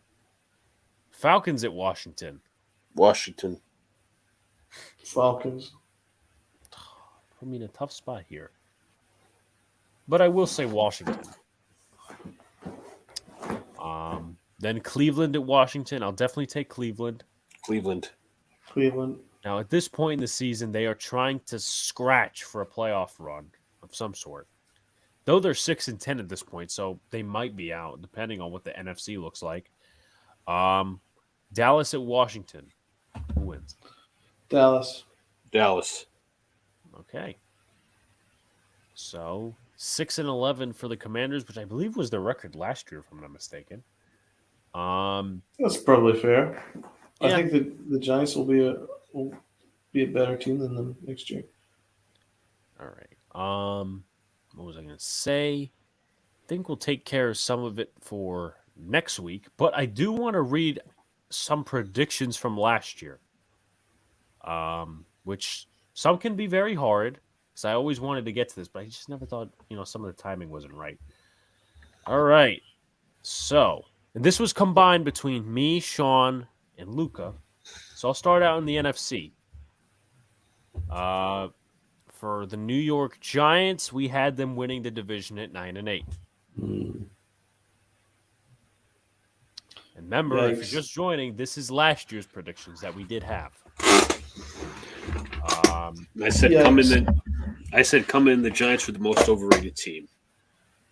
You're right. Unfortunately, you were right. Let's see. We had the Eagles at 4-13. So there's Yanks. Luca, if you want to look up last year's records, and we could just go down from there, like in the NFC, last year's records, and then we could go from there. We did have the Rams winning the Super Bowl, so pat myself on the back for that one. Okay, I got the records. I was the spearhead of that. Green Bay Packers, what was their record? 13-4. That's what we predicted. Good job. Chicago Bears. 6-11. That's what we predicted. Minnesota Vikings. 8-9. Okay, we didn't have that. We had them at 5-12. Detroit Lions. 3-13-1. Fucking tie with the Steelers. 4-13. Tampa Bay Buccaneers. 13-4. 14-3. New Orleans Saints. 9-8. 8 and 9. Good job. Carolina Pretty much right Panthers, there. Panthers 5 and 12. 7 and 10. Okay. Atlanta Falcons, 7 and 10. 5 and 12. New York Giants, we already know. Dallas Cowboys, 12 and 5. 8 and 9, unfortunately. So that was like the biggest miss. Washington football team, 7 and 10. 6 and 11. Philadelphia Eagles, 9 and 8. 4 and 13. So we started getting a little rough around the edges there. I don't know where I couldn't see, for some reason, couldn't find our West predictions. I don't know why. Hold on, I got to sneeze. Okay. Ravens. It's 8 and 9. 14 and 3. Wow. I mean, no one would have expected the Ravens to be that bad, though, as it was last year. I can't see that happening again. Pittsburgh Steelers. 9 and 7. 11 and 6. And 1. That and 1. You win. Cleveland Browns. 8 and 9. 11 and 6. You want to hear the worst of them all? Okay. Everyone ready for this? Cincinnati Bengals, Luca. 10 and 7. 1 and 16. Oh my God. Yep. Who did that? Everyone did. No. That is the worst we look right now. It's weird, though. We had them as the worst team in the league, and then the Rams winning the Super Bowl. So, just the weirdest. Indianapolis Colts. Colts were 9 and 8. 11 and 6. Titans. 12 and 5. 8 and 9.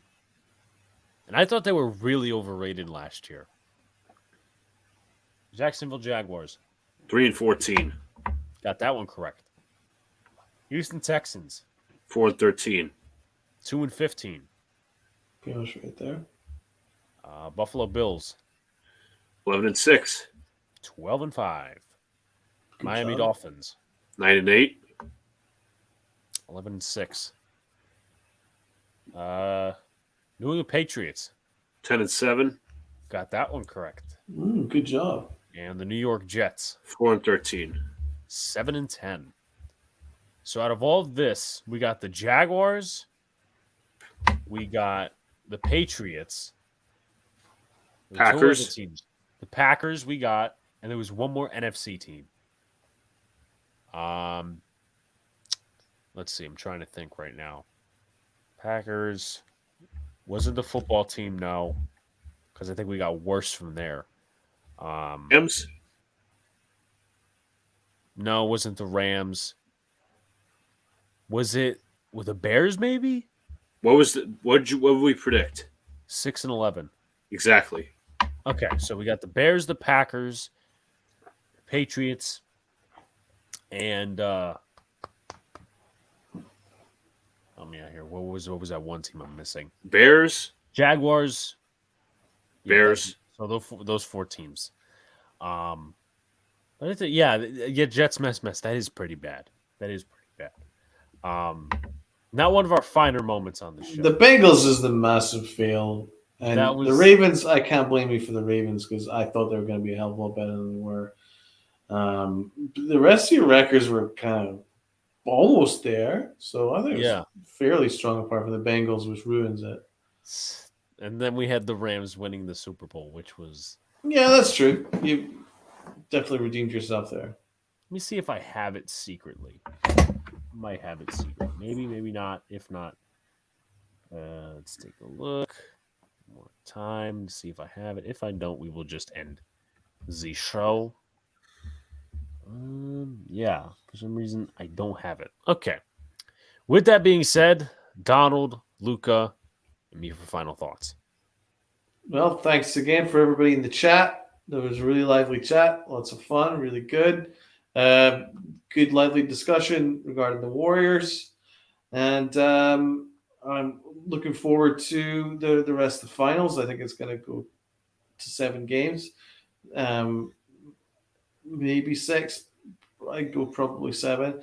And the Yankees are just the pitching rotation and Aaron Judge. It's really the story of those two for the Yankees. Aaron Judge is on course for 64 home runs, which is absolutely ridiculous.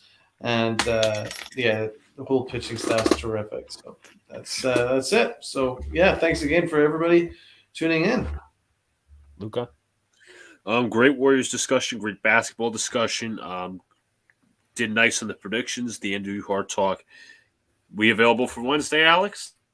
Yeah, it looks like Wednesday's a good go. So, all right, so we will be calling Game 3 of the NBA Finals. Donald, will you be good for that? Yeah. Okay. Thank you, everybody in the chat. Yep. Thank you, everyone in the chat. Like, comment, subscribe if you haven't already.